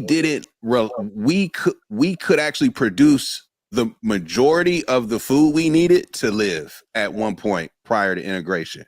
We had farmers, we had communities. It was like a bunch of, bartering. We grew this, you grew that. Like, you knew the right people in the community to trade with, who had the gardens and stuff. Like, you could source food and nutrition as well as housing. Even like, niggas would get together and build houses and build frames and shit like that. Once we stopped doing that sort of stuff and now to eat, we have to depend on these industries. To have a home, we have to depend on these things versus being able to self-source it like we could. I think that went away with integration too. And I don't know necessarily why, but I see the timeline correlating. I got another one to build on G's point, and this is like a very stark, very recognizable difference in our community before and after. It's just music. Look at like Motown and like the power that black people had in music before integration, and like how they own labels and they was moving, and then after integration, a lot of that got sold and bought by these mega corporations.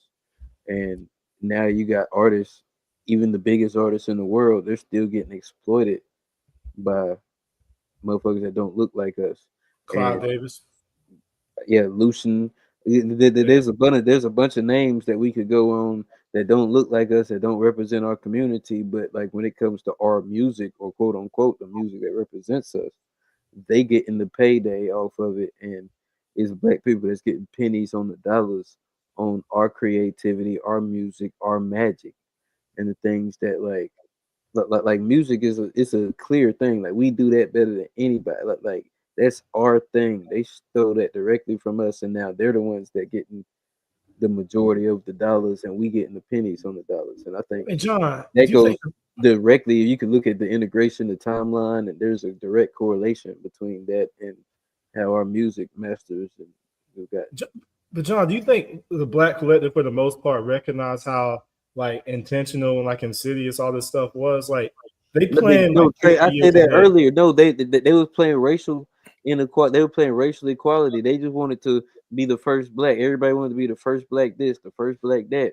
And what that do, that separates your community, because it's the first black person in this industry, the first black person in that, and it's not a it's not a equal representation in all these communities. It's just the first one gets celebrated, the first one. Then there's a struggle for all of that. So like it definitely, you need to see the breakdown, because when we integrated, we separated our communities. Instead of having all the all the best black doctors in one spot, all the best black doctors got split up amongst everything else. I get that, but I'm talking about like the elders or the people that are supposed to like give us direction and stuff. Like, do you think it seems like we make a move, and then the opposition has like a 5-step counter to what we did that's going to make us take 2 steps forward and 5 steps back, and we don't, and we over here just thinking we are our own worst enemy. Meanwhile, we don't know that we're playing into a trap. But I don't think like if you go back to Trick Baby, I don't think people realize how insidious the game was. I think they really thought like they really had true They still faith. don't. Yeah, but it's not an intentional thing where they intentionally sold us out. I think they really thought they might have been doing the right thing, but they don't see it now.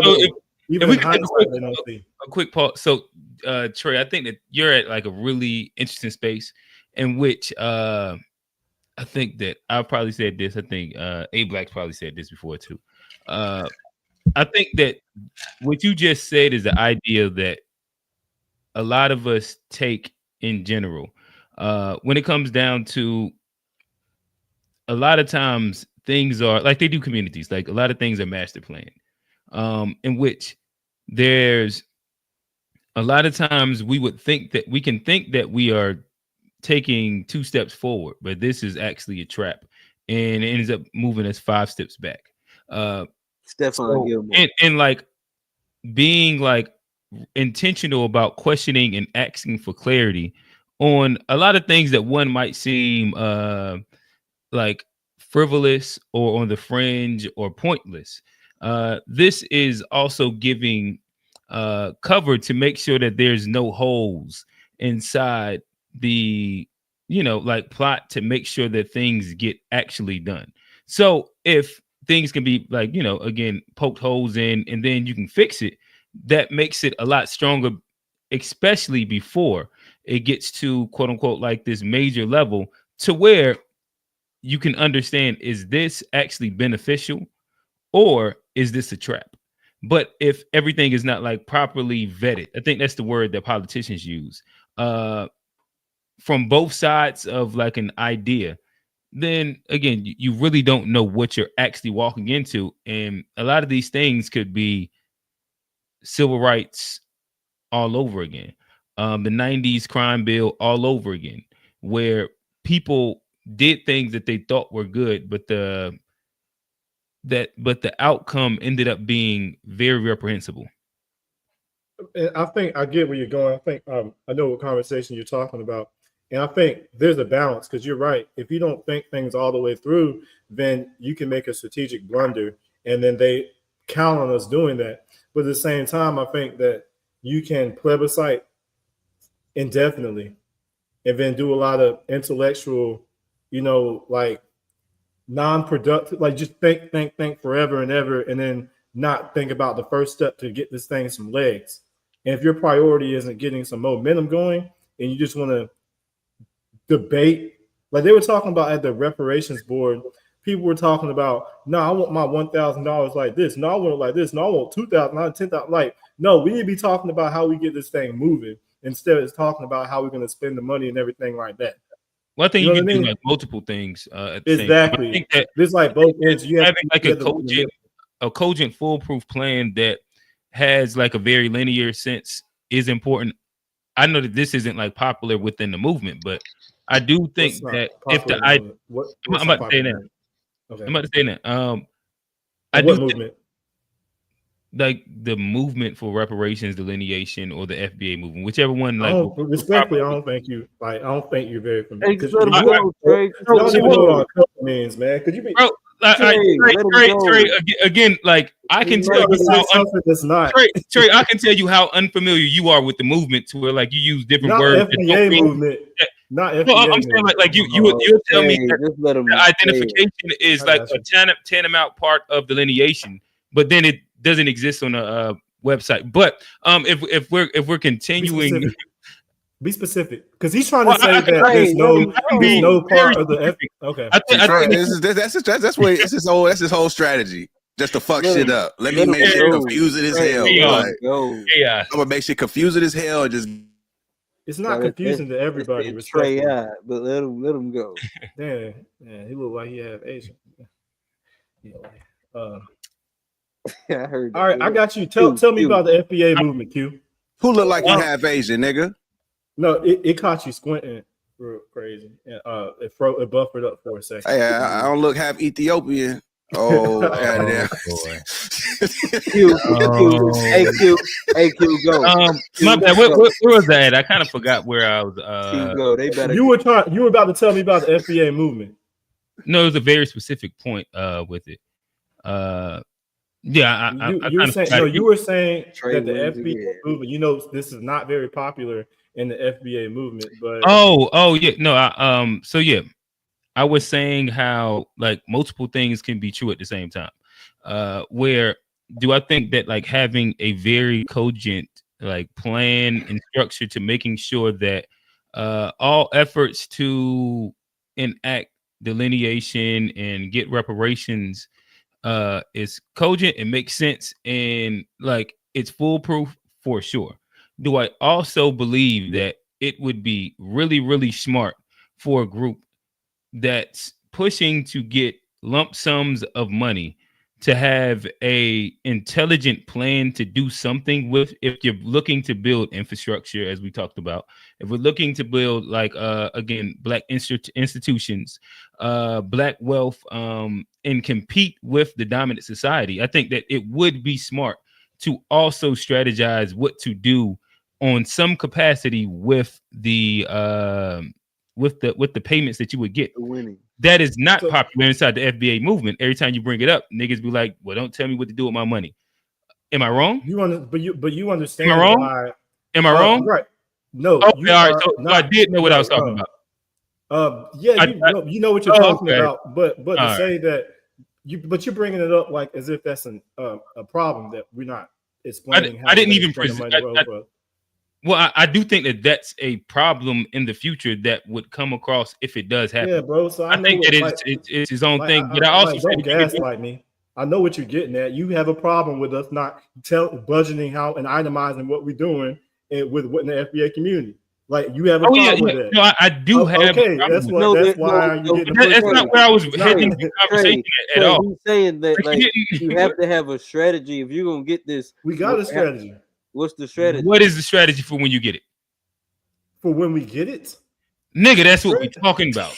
The strategy, bro, the strategy for when we get the money is the people who are already investors, the people who are investment minded, they're going to do what they're supposed to do in the strategy. What is what they're supposed to do, bro? We don't have. And which people are, it's like an elite capitalistic mindset. There is no collective strategy. They sound like there doesn't need to be. That's not important.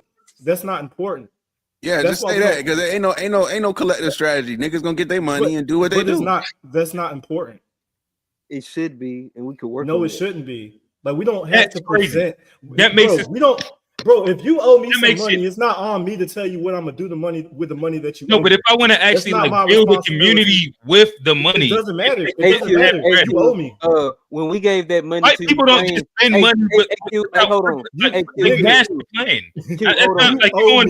Hold on. What you owe me is not your concern. But that's why there's two separate things, and I actually separated them really easy. If somebody owes you, you have a plan for that. If you're also have a plan for that because of you're destitute inside like resources and community, and these infrastructures need to be built, and you should also have a fucking plan for that. We don't owe them an explanation for what we're gonna do with them. Who asked for like that? Wouldn't be for them. Oh, Q, my bad. But that wouldn't be for them. Again, like, you don't owe black people an explanation. We didn't owe why we should actually build up our fucking community. Like, what does that mean? No, we know why we need to build. You're talking about the concept. Oh, my bad. I said why. I meant how we're going to build up our community. Like actually having a plan. That don't have nothing to do with our reparations claim. Is my point. You're trying to put the two together, and that's going to slow things down because all that matters. To keep it simple is we are owed this money. We do not have to get into justifying by what we're going to do with it. That's a waste of time. No, nobody asked for justifying. No, nobody asked to justify. If we get it, it's having an actual full plan. Like who the fuck got the plan and then we get money? But like, what happens next? What happens next once we get it? Like it's gonna happen. I believe in it. We gonna get it. Then what?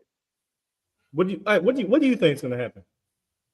Deflection. Just answer this question. I have no clue. Because what's going to happen is because you act as if the black community doesn't have people that you know for a fact are going to build our community. Yes, we have people that'll blow up, but even to ask us what we're going to do with it, bro, we got people trying to build a community right now. If you give them a bunch of money, they're going to continue to build their community. But most of black people I know that once they get money, they don't come back and build a black community. Well, speak for your own circle, bro, because all the black people you know a bunch of black people that got money. Not that I hang. That niggas got the same circle, bro. No, Q, do we? Do we, Q? Y'all don't? Like, y'all went to the same college and church. Y'all didn't go to the same church and in college. And have a lot like y'all parents know each other. Y'all literally like live within like the same pretty much community. Am I off at this or something? Like a decade ago, you would have been correct. You would have been correct about a decade ago. Oh, bro, we know the same people. So like goddamn. But no, I'm talking about the people. Johnny, you're not down with the crew no more, Johnny. That nigga kicks you out. John, you really distance yourself from you, Johnny. Like you don't know nothing about this nigga, bro. But John, let's be real. The people we hang out with the most often are different these days. Yes, but the people that believe in the same shit, we come and do this podcast. The people like the people. But you hang out with like white people, a person that you call each other, and then tell me more about myself, bro. I can go by like the you know about all the friend groups that you've never seen. No, I seen it. You showed us. Yeah, you did. It's a larger group of people. It's a large group. I can only go by what you tell us. If you tell us that you hang out with this group of people. And there's a tether in there, and then there's a black guy that only wears NASCAR hats and shit like that. It don't sound like you got a bunch of niggas that's investing in the community. And then the other black guys, we got white women. What are you talking about right now? This is everything you tell us. I only go off what you tell us. The black people that I know, the engineer ones, I don't think that just because a person has a white girlfriend automatically means that they won't build anything. They know that they're black. They talk about that stuff all the time. So I think their father, he does things for like he has a black family. Like his father is an investor. On both my homies, his stepfather's an investor. They got I got people in my family that I associate with all the time too, and they all invest in things as well. If you invest give them money, I can tell you 10 people that I could tell to 10 people, call 10 people right now that are black men investors. Shit? They aren't liberal, nah.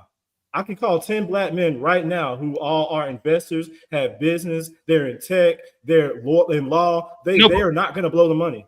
But no, you're just saying like they're investors, like they're investing their money. Like, are they investing their money in the black community? That's hundreds and thousands of black people. You talking about the 10? I'm pretty sure everybody on this call is technically an investor. But hear me out. There's another thing. There's another thing too, though.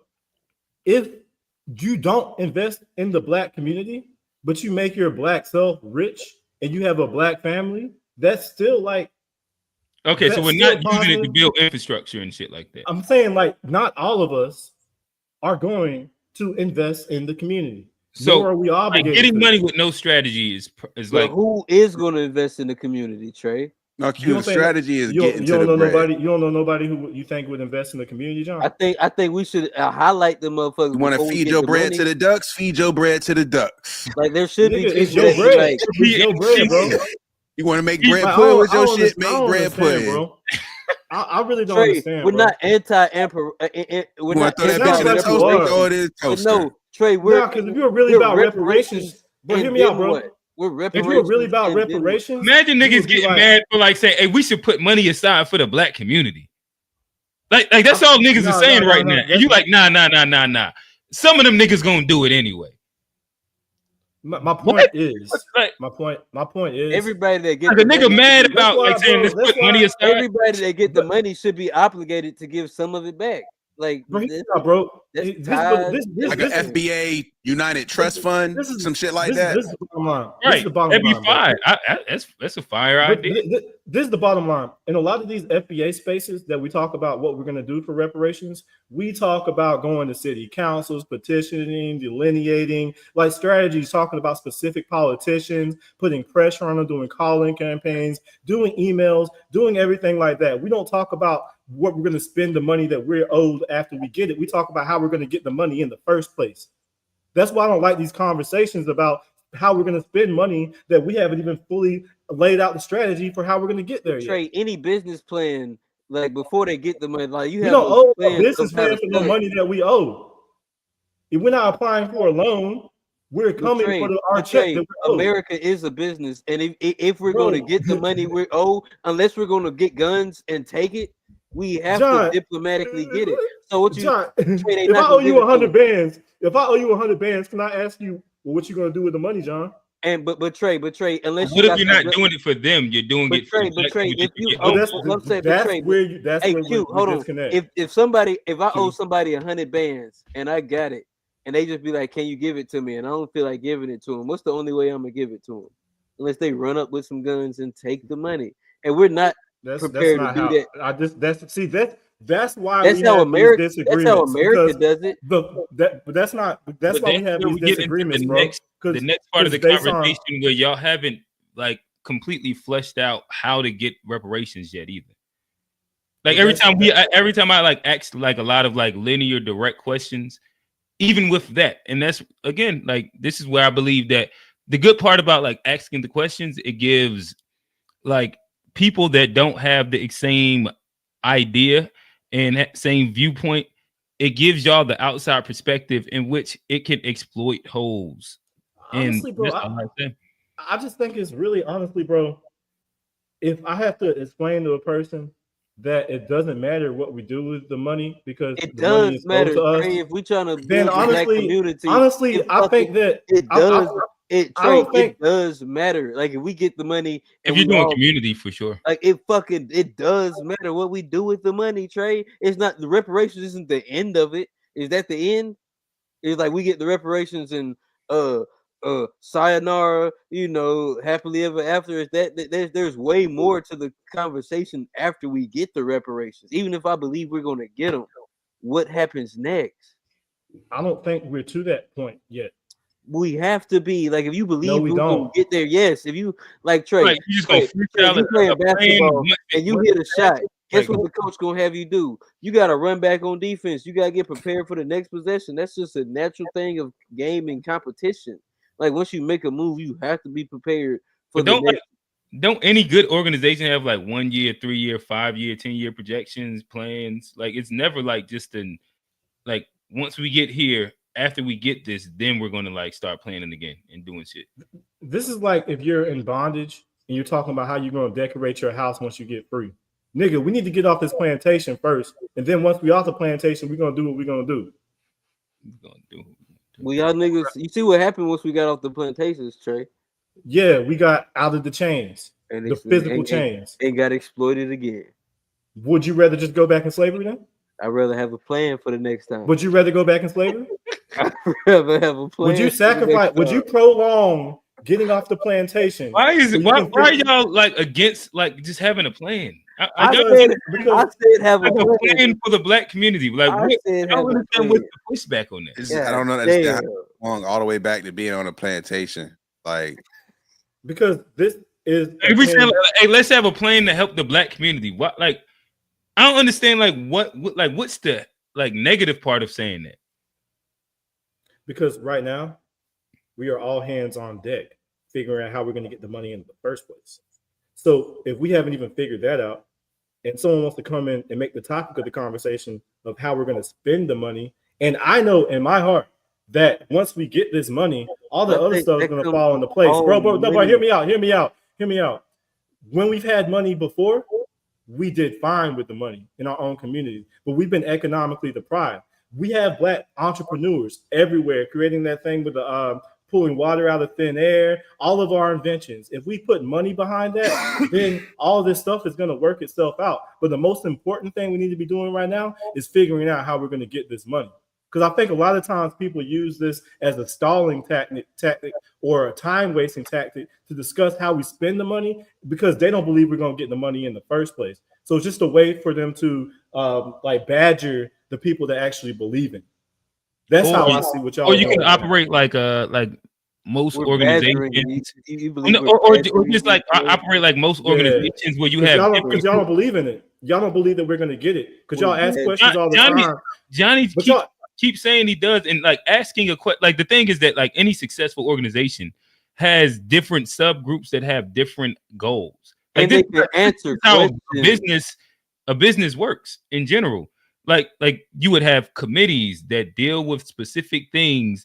Like you might have some economists who aren't like as like savvy with law as your lawyers, but they can present a really cogent business plan that comes or not business economic plan that can speak to black growth for the next 20 years after we get this thing. And you can have your lawyers that would actually have like a really cogent, foolproof plan of how once presenting the idea of precedent to the legal system, when it comes down to getting reparations, that it be infallible because of X, Y, and Z.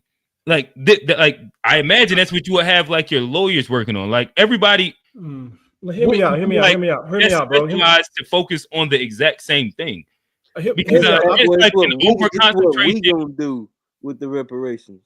Because I'm gonna get them reparations. Hear me out, right? I just think that we're in this position right now, again, where it's all hands on deck. So I don't advocate anybody who is with this FBA thing entertaining any questions about what we're going to do it, because this is the FBA position. The official FBA position is that it's a debt owed to us. What we do with that is irrelevant for our fight for reparations. What about amongst FBA niggas? Like the official position of FBA is that the money is owed to us. We don't entertain any topics about what we're going to do with the money. Nigga, I'm us. But where? So not, bro. Respectfully, you're not, bro. Because you asking questions that. Like if somebody can you post that link in the chat, or were you reading that? Yeah, post in the chat. And then also, how did who is making this rule for the lineage? Do with the money? No, but I also want to know who's making that rule specifically, as it like who's officially speaking for me as a person of the lineage, because y'all keep making sure that y'all separated from a movement in a lineage. You said the official FBA position as the lineage. As the lineage. Like, when did we decide that, and who spoke for me? Can you share the link too? It's just agreed upon by all the. Now, who? When was the meeting? All the fucking. When was the meeting? Y'all not invited because y'all not We gonna FBA, y'all not gonna nigga. contribute. But Y'all not, we bro. lineage. That sounds counterproductive. That's not how it. Oh, so is it just That's the not how elites it. that's making these decisions? It's the I'm trying to FBA, understand. baby. It's the FBA. Nah, baby. Like we doing like the No, talented tenth bourgeoisie? Because Nah, majority bro, of America, majority of Black America is not in the meeting. They don't know this. I don't Who's think making the decision if like us tuned in FBA niggas don't even get a say on what our lineage do and what our lineage feel? Or are you letting me know that it's movement? I think if you have too many people like interjecting all this shit, then we're not going to get anywhere. I think the people who are iron focused on the agenda and are able to stay within those guidelines, yeah, and you'll get your check. You'll get your check, Q, and you can do whatever you want to do. But how do you tell me what the official, like the official stance of the lineage? We're not going to get the check talking to you, bro. But how do you tell me what the official stance? Talking to you, if we can't talk about what happens after, bro. Like, are you gonna share that you was reading? We gotta like there has to be like a before and after. Why and niggas? The code's not written down, G. I thought you was reading something where you said this is the official stance. I thought you was reading something. No, I'm not reading, but that's how on code I am, where I don't have to read it. And a bunch of people in the chat. So where do they make it official at?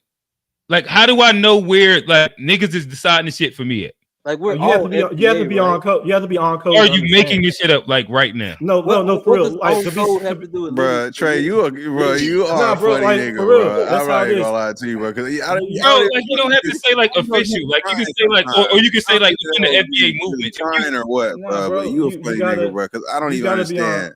You got to be on code to understand, bro. Because we're not really responsible for telling people how we supposed to spend the money that we're owed, bro. I'm not saying I'm not on that side of the hill. By the way, I'm not engaging in that shit. I'm not talking about what we're gonna do with the money that's owed to us. That's Johnny and Q conversation. I'm not.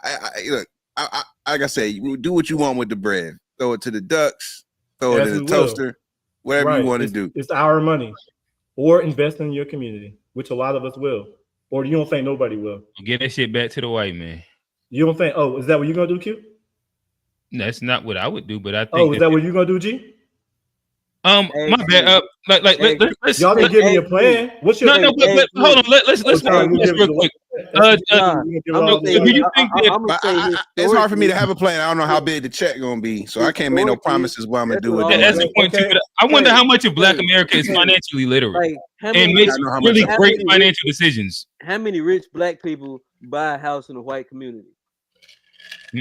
Buy a house wherever how many multi-millionaire Black people, when they buy their house, the neighborhood is majority white? How many? It's overwhelming amount. John, look, you're aware that there are Black people right now that are buying neighborhoods, buying blocks, and starting communities just for Black people, right? Hey, let me add that. I said how many? You talking about what? 5%, 2%, 3%? All in league coming. I said how many? The what's percentage of Black people, multi-millionaires, when they buy their house, do they buy it in majority Black neighborhoods? And so John, it's an overwhelming. John, hear me out. Something percent. If we're economically deprived and we still have people putting their money together to build communities, do you think that number will go up or down if we have reparations? I just asked what it is right now. No, John, but answer what. Do you think there will be more if we get reparations and we already have Black people doing it with the little they have now? Do you think we'll do more of building our own communities or less when we actually have some money? I hope we do more, but like we're gonna do more, bro. That's how we build. But as of right now, most of us buy houses in white communities, right? Because that is how much money we have. But I'm saying, like, I think engaging in this conversation is so off code because official. But hear me, the official, like for real, the official stance on this is we're not trying to spend time telling nobody what we're supposed to do with the money that we tell us. We not nobody. I'm getting the check. What am I supposed to do with the check? Because if you're really bad, not really trying to build community, bro. It's all right. If you're really bad, you wouldn't be asking the question, bro. Somebody like it's for like selfish gain. It's the check. What am I? You got to ask the question. If you got to ask the question, bro, you supposed to have an answer, bro. I'm saying I'm getting the check. I'm FBA Lenny. I'm dark skinned than all you motherfuckers right now. I'm getting the check. Like, what am I supposed to do with it? Nigga, that's a question to ask yourself. The code. What does the code say? What's the The official? niggas that's on code, Official. and the niggas, the ones that's on code, right? The ones that's not answering this question, I bet those are gonna be the main ones investing in the community, not the people that's trying to prolong the So progress. Y'all don't want my money. Do with your money what you want to, bro. But I don't want no off code people in our community. Niggas Straight gonna up. freestyle the plan, my boy. I don't want nobody off code around us, bro. Be on the code. Like straight up. Like I think that's gonna be the next step in delineation, bro. But you just said you hang out with a tether. I'm trying to be on the code, bro. He not gonna have no authority trying to be on in the the community, bro. And I had discussions with. I tried to correct this tether's behavior. I might have saved this man life, bro, because I be calling him out. No, I be telling him stuff like you can't do that, bro. Like, I know what they probably taught you in your household, but he probably never met an FBA like me. So I'm doing him a service. Kill him? I ain't gonna lie. I wasn't gonna kill him. We were about to throw hands a couple times, bro. But I was like, man, I'm too old for this, bro. So I just got into, I said some things, you know what I'm saying? Some off-color remarks, and then I checked the behavior, bro. And I think it's good to have people around you. What did he say? I'm curious. Like, what did he say that almost made you put the pause on the nigga, man? That was off code. It's not as much what he said, it's the fact he doubled down on what he said. What did he double down on? Like there's a white guy, and he tries to get him to say the N-word, and the white dude, like, he don't say that. If it's a rap song that say the N-word, he say the C word instead of the N-word. You know what I mean? C-word. Crack. Yeah, I imagine that's what he's saying. Ritz, saltine. Yeah. Are you serious? Yeah. When he said that's what his Caucasian homie says. But wow. But your foreign Yo, the whites are going crazy. I had no clue. But you're saying that you're a foreign guy, and when you say tether, what is he? He's like what? He is half Eritrean, half Ethiopian, and he he's very he's Nipsey Hussle was a writer, and he was on code. This guy, he says he was trying to get the white boy to say the N-word, and I was like, bro, we don't do that. You don't get these white boys messed up. And the white dude was like, bro, he's trying to get me. The white dude told me because he knew I would have a problem. I was like, bro, I don't really want you saying that word no more. You know what I mean? And every time he say it, I check him. Okay. You know what I mean? And and they get on us because they get on me for having to check him too much because he's young as hell. He's like 24. So the white dude keep on saying the N-word? No, the tether does. The tether keeps getting the white dude to say it. And the white dude, why are you hanging out with these guys? The white dude keeps saying it. How old is the white dude? The white dude. The white dude, about like 6 years younger than me. So the white dude's never said the N-word. Never. He only says the C word. He says the C word. I think you said he keeps getting them to say it. Though. The tether. He tries to get him. The white dude knows better. You think he say it when you're not around? I don't think so. So you saying he's definitely replacing Cracker. Hey fellas, we got people in the back. Trey, is this a light skinned tether or a dark skinned tether? He look Ethiopian. That's what he looked like. Yeah, probably brown skin. like, but all right, we're off topic, but nonetheless, like we got you guys in the backstage. So he's darker than me. Again, like as always, hey, all y'all look like tethers to me. Hey fellas, give me a second. All y'all sound like tethers to me. I'm about to mute y'all niggas. But all right, so again, if you want to skip the line, turn that camera on. But outside of that, we're about to start calling up or bringing up some of the people from the backstage. I see one camera on. Shout out to Barcode. We're gonna bring you up. We've kind of been all over the world this episode, so feel free to comment on what you would like us to talk about or address, or if you have some commentary. Got 2 minutes on the clock. Talk to us, brother. What's going on? Yo, what up? What up, man? Yo, salute to you, gentlemen. First of all, I'm listening. I'm out in Washington State. I'm on the West Coast, so it's 9:20. Y'all up 12:20 over there? Yeah. Salute, yo. This night shift. This night shift. Yeah, that's big facts, man. I like a lot of the conversation. You know, me and G go way back. So, you know, I originally come up with him out of Bull City. But yeah, man, you know, I like how y'all come across a lot of these topics and how y'all address a lot of these topics. One of the things that I think that I wanted to hear you like maybe go into a little bit more detail was about the military spending in the budget and like the direction of that, where you gentlemen think that should go. Like G, you were saying you might have some like, you know, some covert information. And with you, I never know. So, you know, like let me know. Do I need to go head for the border or what? Like, what's up, man? You know, I'm kind of close right now. You know, I'm in Washington. You in the best spot, nigga. You right there. Oh yeah, go right to Canada. It's very strategic. You mean like fleet? Yeah, nah. I'm like maybe 30 minutes from the border. Oh yeah. And Q, yo, I appreciate you saying barcode correctly, by the way. That's the application that I've been developing. So word. All right. Yeah. Shout out It's gonna be in the app store soon. I got it. You one of those black investors that Trey was talking about. Something like that. Hey, Something like that. Hey, are you gonna blow? Yeah, you gonna blow all your money when you get it, or nah? I mean, you know, the plan is to do a little bit of madness. You got a plan, Trey. A little bit of, you know, reinvestment into our community and just, you know, exactly, bro. building See, society. I got faith that we got brothers like this and plenty of this. So much faith in that I'm not trying to entertain talking about what we're gonna do with the money. I know what we're gonna do with the money. All I know is that the money is owed he talked to about us. his plan, though. Money, bro. I didn't say I wasn't gonna get an Epstein Island eventually. I'm just saying, like, at some point.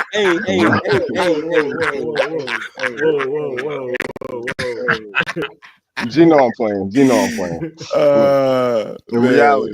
In reality, though, nah, like I do have plans on, you know, philanthropy and ideas on what I want to reinvest in. He ain't afraid to talk about it. Yeah, bro. Hey, we the most innovative race of people from what I've seen in America. We have so many inventions, all that. So asking me what we're gonna do with the money, I know what we're about to do with the money. We're gonna create investing, creating, building, all that stuff. But I'm not about to itemize the plan seems to be to justify the money that is owed to me, bro. The money is owed whether I have a plan or not. Hey, Johnny, in that show, not the show, the black exploitation clip that we looked at, Trick Baby. Pretty much they explained economic pacification as the way to make black people more docile, correct? They said let 2-3 of them up. Yeah, like give them money, they'll start looking at give you. Them some bread. In essence, that's economic pacification, correct? And then, but then what they said was they knew they wasn't gonna have a plan, and they wasn't gonna come back because the pacification. They feel good, but yeah, I'm just wondering how like that's killed pretty much every movement that the leader didn't die. Economic pacification of the leaders, like them giving the leaders money to sell out has been the thing. So it's just weird that we're just saying like, well, we're gonna give black people money an exorbitant amount, and they're going to continue to kind of keep the same morals that even the best leaders that we've quote unquote had haven't had to if they still exist. Horrible false equivalency. Because they didn't never give us nowhere close to what we're talking about with reparation. They gave a few people enough money. They never gave us. No, hear me out. They never gave anybody in the black community enough money to impact any real change. And at the same time, they gave some of us money. Straw man. That wasn't a point. No, that's not. But that's not a straw man because you're trying to say that's not the point that I made at all. Because if reparations is not economic pacification, that is like generational. That's changing things on such a high scale that it's not. Nothing they're talking about in Trick Baby. They weren't talking about giving them reparations. That'll economically appease them. No, they said get a few, not enough to make a change, and then that'll be enough for the few to the others. Like once they integrate, nothing like docile and whatchamacallit. But that's not picking a few is not comparable to giving us all reparations. So if you make that like comparison.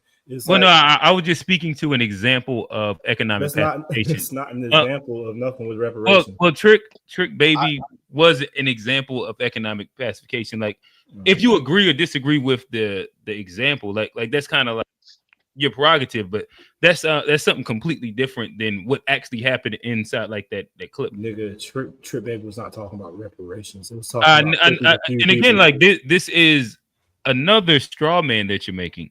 I never said that Trick Baby was talking about reparations. Like, at least, but like, that was the original topic, though, right? All I'm asking that was is the original topic, right? All and I'm you brought up Trick Baby as an example. So for me, that you're saying I'm not pulling that comparison out of nowhere. What was the example that I was making? All I'm asking is just represent my argument properly. If you don't have nothing to do with reparations, why you bring it up? So I was making not a comparison. I was using that as an example. You were making the comparison. You just said it. So right now, you just argued me and said that I said that Trick Baby was talking about reparations. That's not what I was doing.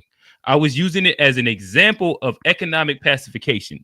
I was using economic pacification as an example of what they have done to our leaders and our best and quote unquote brightest when it comes down to what they've done with money. To speak to the idea that typically, if you give a bunch of people a bunch of money, they're not necessarily the most motivated to just still fuck shit up. They become a bit docile. Like it was a line to walk down, but there was no direct correlation to, hey, Trick Baby is reparations. That's what you attempted to represent my ideas. Again, at least represent it properly. Like you can kind of like rant and just stay with me a little bit. That's all I'm asking. So you aren't talking about reparations then? Right? Hold on, I think Barcode wanted to hop in really quick. No, I was going to say real quick. You weren't talking about reparations though. My bad. Q, you weren't talking about reparations. No, I just walked. I don't feel like walking that. G, did you understand what I just said? Yo, Barcode, what was you gonna say? You could just say, hey, Q, you could just said yes or no. And no, I just answered it. I just literally answered. So you weren't talking about reparations. So therefore, I don't know why we're talking about it. Because we're talking about reparations right now. Yeah, the trick baby thing, I was gonna say I kind of interpreted that like as him saying, speaking to maybe like a character or a figure like Jay-Z, right? Mm-hmm. Who came from the bottom, came out of nothing, and then kind of rose through the top because there was just something special about this guy, right? So you have guys that come out of our community. That's just one example. But I mean, LeBron James, people that just come from nothing and just have a greatness about them that can inspire to greatness. Like I like the engineer example you use, G, because like I wasn't even thinking in that frame, but like that's another group of young black people who are smart enough to maybe navigate and get outside of those barriers and then those red line districts. You see how when I say certain things, niggas hear the positivity in it versus some niggas get Mav, isn't it crazy that a nigga would get offended by something like that? What I said about engineers, that's kind of crazy, right? Gee, I've known you a long time as well. Okay, so I also know how you might be interpreted by people who might not have known you as long as I have. Now I'm playing. Hey, we got a few guys in the backstage. So I'm gonna start bringing up other people. Stick around. Again, we kind of try and bring everybody back before the end of the show. All right, so one of our guys, shout out Steve. Steve is becoming a favorite of mine. Talk to us, brother. Yo, man, what's good? What's good? Hey, man, y'all 3 minutes on the clock. Talk to us. Hey, man, y'all almost made me come on here and take Trey side. Y'all was going in on him tonight. We know he gonna get his reparations money to white women. He letting white boys say the N-word at his job. He letting Ethiopians say the N-word at his job. This nigga FBA came up here code, lying, bro. Lying. Come bro. on, man. Come on, man. That's what Tariq Nasheed teaching y'all in the Twitter space, man. Come on, you just came up here straight lying, bro. Come you on, ain't say a true thing yet, bro. I'm just going. What's the other lies? What's the other lies you got, a bro? little bit, but I interpret it, man. You're not really on code, man. Man, tell me some more lies, bro. Okay, but anyway, I just want to make a quick point. Like when a lot of people talk about historically, like when black people were doing good, they typically referring to like Reconstruction period. So that's like right after slavery. I think a part that people miss about black people doing good during Reconstruction period is that they had federal troops literally protecting them. Mm-hmm. So I think a lot of people miss out on this public policy piece and like they get caught up on the wealth piece. They're like, oh, these people was doing good. But they were only doing good because the federal government was protecting them. And they the put them moment that troops they out, and what removed happened? the moment that they removed federal troops Mhm. from the South or wherever, I mean, it was back to regular scheduled programming. It was sharecropping, you know, it's black codes, it's Jim Crow. So I think a lot of people, and how that relates to today is if the public policy piece is not in order. So like if there's not no equal treatment under the government, under the law, like if you don't fight for that part, like the money aspect is really don't matter either. Cause all this stuff about like, oh well, we can build our own garden and we could do all this. Well, what if they outlaw that? If you have no control of the public policy apparatus, they got a monopoly of violence that you can't respond in. Like people need to get serious about the public policy part because it don't matter if they give you money or not. This the US government, the most destructive force in human history. You think they gonna have a problem if they really wanted to unfettered taking out 13% of the population, controlling 13% of the population? So like it sound good in theory to be like, oh, we just get this money and do all this stuff for ourselves.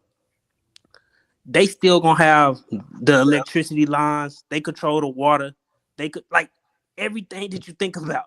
And Steve, to quote our good brother Trey, like we could take 2 steps forward and they have planned 5 steps ahead and take us 3 steps backwards. That sounds like if they was to give us, I don't see why we wouldn't have a plan, knowing how strategic white supremacy has been over the past centuries. And even like even some of the myths around stuff like we integrated and we left our businesses. That's not really what happened. We didn't like they gave us integration. Integration wasn't just about going to like white restaurants. It was about equal protection under the law. What killed black business was deindustrialization. Like we lost black jobs, so therefore black businesses that service black communities lost their customer base. That's what happened. And why did we deindustrialize? Because corporations can make more money by letting Chinese labor doing work that black laborers or white laborers did. Like everybody loved capitalism until some capitalistic shit happened. Like at one point when black people were slaves, we was the reserve army of labor. When we was segregated, we was the reserve army of labor. You outsource all of that work somewhere else. You basically economically disenfranchise black folk. Of course, black business is gonna fail. Their customer bases don't have no money no more. Gotcha. Hey, Steve, we appreciate the points. You already know. Stick around. Yeah. Good insight. With that, we got 2 more backstage. 2 favorites. One of them is a new favorite that I've started. Like their content's coming up on my algorithm a lot more. I'm gonna bring him up after this first one, but yeah. Shout out to the guy. But before then, talk to us. What's good, everybody? What's going on? Yo, every week it seems like no matter what topic you get on, it always end up being on reparations. And reparations, I know it's something that, we deserve it, but until somebody give me a plan on how we gonna get it and we gonna do it, I don't want to hear nobody talk about it no more. Nigga, You keep saying it because it sounds like it. No, I please give me. I never hear the plan. You want to hear it? And I don't want, and I don't want to hear secrecy. And I'm too damn not enough with y'all FBAs to hear it. I want to hear the plan. Hear it? You want to hear it? Please. Yes. All right. How you get it? First, the plan is to delineate, replace our representation or lack thereof with people who represent our interests. Quit voting reflectively and vote only for tangibles, and then organize with candidates who are reparations candidates and start putting them in positions. If it's like City Hall, if it's like starting locally and work our way up. But first thing we can do is get rid of our misrepresentation who's been leading us astray. And I think once we do that and have people actually working on our behalf, that'll be a lot more productive than anything we've had since the civil rights movement. So I think we need to start there at least, because that's well within our power, and then we can see what we're working with. You know what I mean? We got to put one step in front of the other and walk along that path. I know it's a lot of steps, but I think, you know, like once you make a couple steps, the next few steps, because you have that momentum, it seems like so much more attainable. But it seems like but rather than even getting the momentum started, all we want to do is like nitpick and scrutinize like the strategy we're talking to do that. Like we're actually trying to do this right now, and then people just want to tell us that we can't get it done. It's like, bro, like let's try, bro. How long is that going to take? How long? They're actually working on that. They're working on that now. They're working on that now. Like this time around, because if black people would have voted in droves for Kamala Harris, she would be in office right now.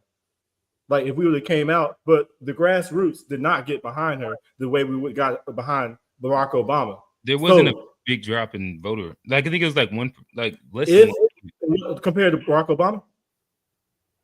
I think we could look at the amount. I'm talking about like what it's trended. Like voting has trended upward. So I think that she might have gotten like the most well, no, I think Biden got the most Democratic votes ever or some shit like that. But like she wasn't too far behind. But typically like it's a slant like this when it comes down to voter population and voting percentage. Like she pretty much just stood still at where Biden was at. When you look at so we supported Kamala like we supported Barack Obama. I got it. Numbers. Like, okay, I said we didn't support Kamala like we supported Obama, and you jumped in to correct me. Yeah, because it's not true. Okay, so we supported Kamala like we supported Barack Obama. I think that we might have, like, when you say support, I don't know what that means, but when I say it, I'm meaning numbers of votes. Okay, and so when I'm saying number of votes, all right, I'm gonna just look it up. Go ahead. All right, I have what. All right, this is one thing. It's something I saw a professor online, and I asked the question in chat. He said something about if they were to give each one of us, you know what I'm saying, the ones that deserve the reparations, they gave us $5 million to give up your citizenship to the United States. Would anybody on the chat do it? Would anybody? Oh, my bad. So, it's like $5 million to give up. What citizenship do I get in return? United States. What that I don't know what citizenship. You can go or do whatever you want to do. But you have to get your United States citizenship. You get if I get $5 million and I can go anywhere I want, I'll probably take it. I'll probably take it. All right. What about everybody else? Would you take it, Trey? Oh yeah, nah. I wouldn't take it, bro. And I honestly, you wouldn't. If they do something like that, it'd be cool because I think we get all the people out of the way who are kind of obstructing our progress, and then the people that want to stand and fight for some shit. Because I can always come back and visit, right? Nah, I mean, not with no citizenship. You better get green nigga. card. It's called a passport, nigga. You get a passport. You get a passport, probably. All I do is go to another G7 country. I'll take my black ass to one of these other. I'll be in Paris eating croissants, nigga. Passport, get me anywhere I need to go. I don't know if you can necessarily come back to the U.S. automatically. Just any global citizen can come into the United States. No. So it's called reciprocity, and what it is that certain countries don't require a visa to enter the United States just because we have certain rules in place. Now they are trying to argue about getting rid of that rule, but for example, if you're say in the UK and you got a United Kingdom passport, like you could come to the United States, stay up to 90 days without any penalty. Same thing like if you had certain other passports. So not every country even requires a visa to enter the United States. Some of them had that reciprocity. Because like we don't need a visa to go everywhere. And like we could go to Europe right now. We don't need a visa. We just need our passport. I got you. So you can get citizenship in some other country that has a partnership with the United States, and then you can get that way. Got you. And even if you was to go abroad and you got the money, couldn't you couldn't you still help out here, even though you're not here? Why would you not want to take the money? I'm just saying. To me, it would make sense to take the money. I take the money and do what G said. I just got too much family like in the soil that fought for too much for me in America for me to just bounce and not finish the fight that they started. Okay. Gotcha. All right. What about you, Johnny? Oh yeah, Johnny. What about me? Johnny ain't paying no attention. Nigga, you heard me. Stop playing with yourself. Hey. I wouldn't have that okay. No, Johnny, he's asking if they gave you $5 million, would you leave the country? Give up your citizenship. Would you give up your citizenship? Give up your citizenship. Could I stay in the country and could I get 5 million euros? No, you gotta go. You can come back and visit. No, you gotta if go. the right passport. Yeah, you gotta leave. go. You're not a citizen no more. But could I get it in euros? You can convert it to whatever you want. You can convert it to whatever you want to, but you get that can't shit be in the Bitcoin United if you want States. to. Yeah, exactly. 5 million untaxed. Okay, nah. Yeah. I'm taking the 5 million. I'm getting the fuck up out of here. All right. All right. Yeah. Yes, I'm the only one staying. Yeah. You and a couple of your white girls. You know I'm just messing with you, Trey. Get Unc up out of here, man. All right. We got one more backstage. All right. So again, shout out to the homie John. A lot of your content it be showing up on my not for you, the homepage on YouTube. So I could wake up like 8:30 and y'all got a political show. Then you might have had some truckers kind of talking shit. Then you might have just you walking around terrorizing your what do you call it? Your residents in DC. But yeah, nonetheless, John, welcome back. What's going on? What's good? We can't hear you. You muted. Yeah, I can't believe you guys still talking about reparations and shit, man. It's crazy. That wasn't the topic, but yeah, like you could answer anything that we talked about, but like somehow it finds its way back. But yeah, what do you want to talk about? I think that the general topic was fight for equality. Has it helped us, hurt us? We've also talked about how a lot of people say that we would have been better off still being in segregation and not integrated. So we kind of talked through that. We didn't really get into a bit of the other points, but again, if you want to go to some of the earlier icebreakers, we did speak about the Republican Party and the rural MAGA versus the neo MAGA. I mean, the neo MAGA versus the classical MAGA, i.e., the rich MAGA versus the rural MAGA, and we also spoke about the Democrats and if their plan right now has validity, will it work? And yeah, they're at an all-time low. So whichever one of those that you want to, or if you want to talk about reparations, is up to you. Nah, I guess I'll go with segregation. Yeah, I think the segregation didn't work for us. You know what I'm saying? Like, yeah, all I see is black people comparing themselves to white people when we're being flooded with every other race of people coming here, and they're doing better than whites. They're doing better than blacks too. But the blacks are so razor focused on the white people. It's like they can't even see all the other competition that's lapping them. The Indians, the Hispanics, Asians. It's like, damn, like you so hell bent on, correcting these grievances with white people, you getting left behind by everybody else. That's kind of how I see it. Now I feel you, John. I think a lot of the FBA spaces, we definitely talk about those other groups. But if you get outside of those spaces, it's just automatically talking about the Caucasians, if these other groups on it. But they still look at the other groups as like black and brown, and we have some coalition or something like that. But we kind of pushing away from that in a lot of these FBA spaces.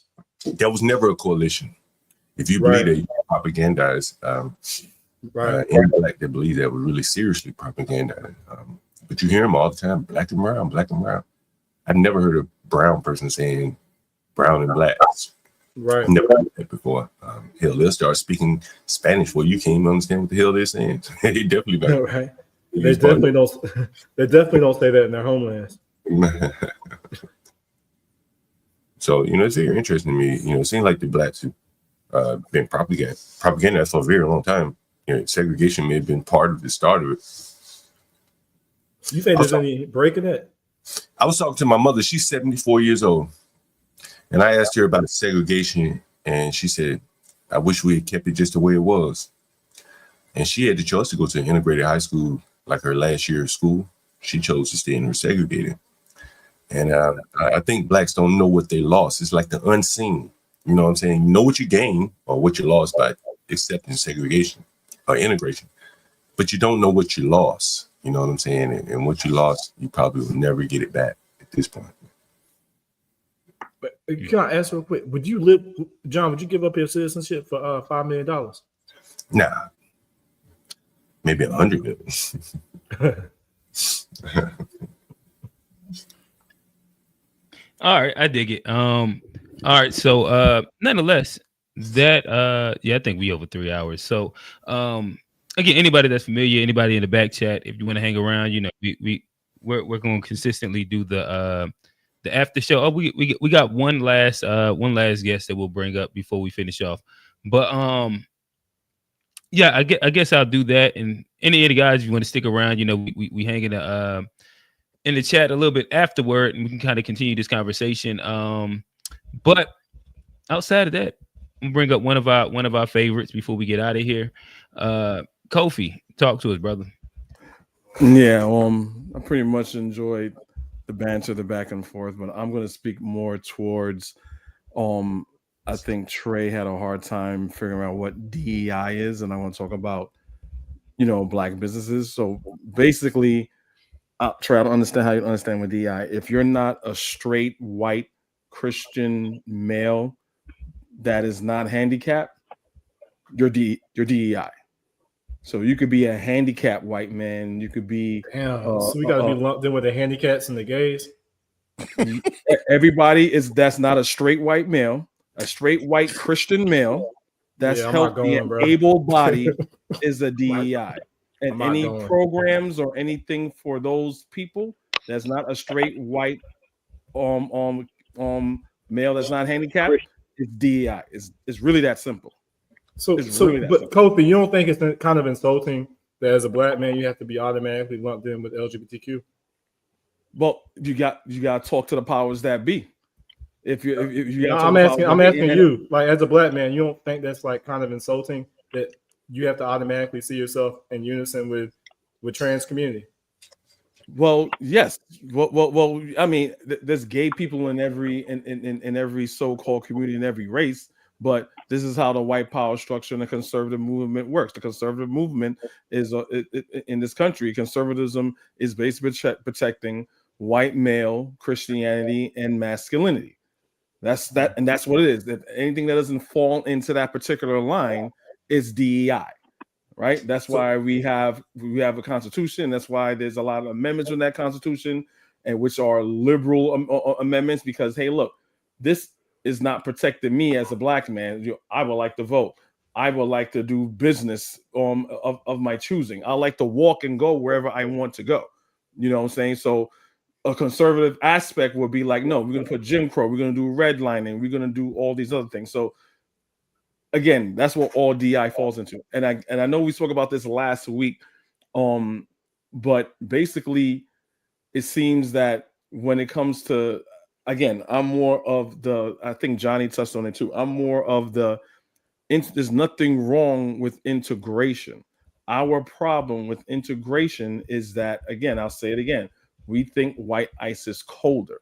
Angie said something also that I agree to when it comes to the reparations movement, when it comes to black people, that we need, I think Q also said that we're not financially literate. When we go to public school, we go to schools, they don't give us class on financial literacy. They don't tell us what the stock market is, what an IRA is, what a 401k is. They don't tell us these things on how to invest, how to grow your money, right? I think the first thing, and good, Dave Chappelle did that skit a long time ago saying, look, Dave Chappelle's against reparations, not because he doesn't want it. He thinks that we're just going to give it back to white people.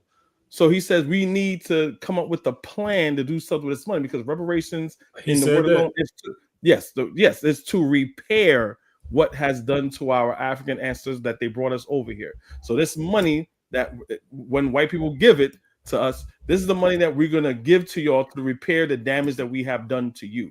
So yeah, you could do whatever you want to it, but ultimately that money has to be put like G said, like an FBA trust fund, because it is for the community, and that's the problem. We have to move as a group. We can't be selfish and think as individuals, because then you get nowhere as a group. Yeah. All right. And with that was Kofi. All right. My bad. G, take it for a quick second. Let me get this cough out. Oh damn, G, we couldn't hear you. All right, I'm back. We back.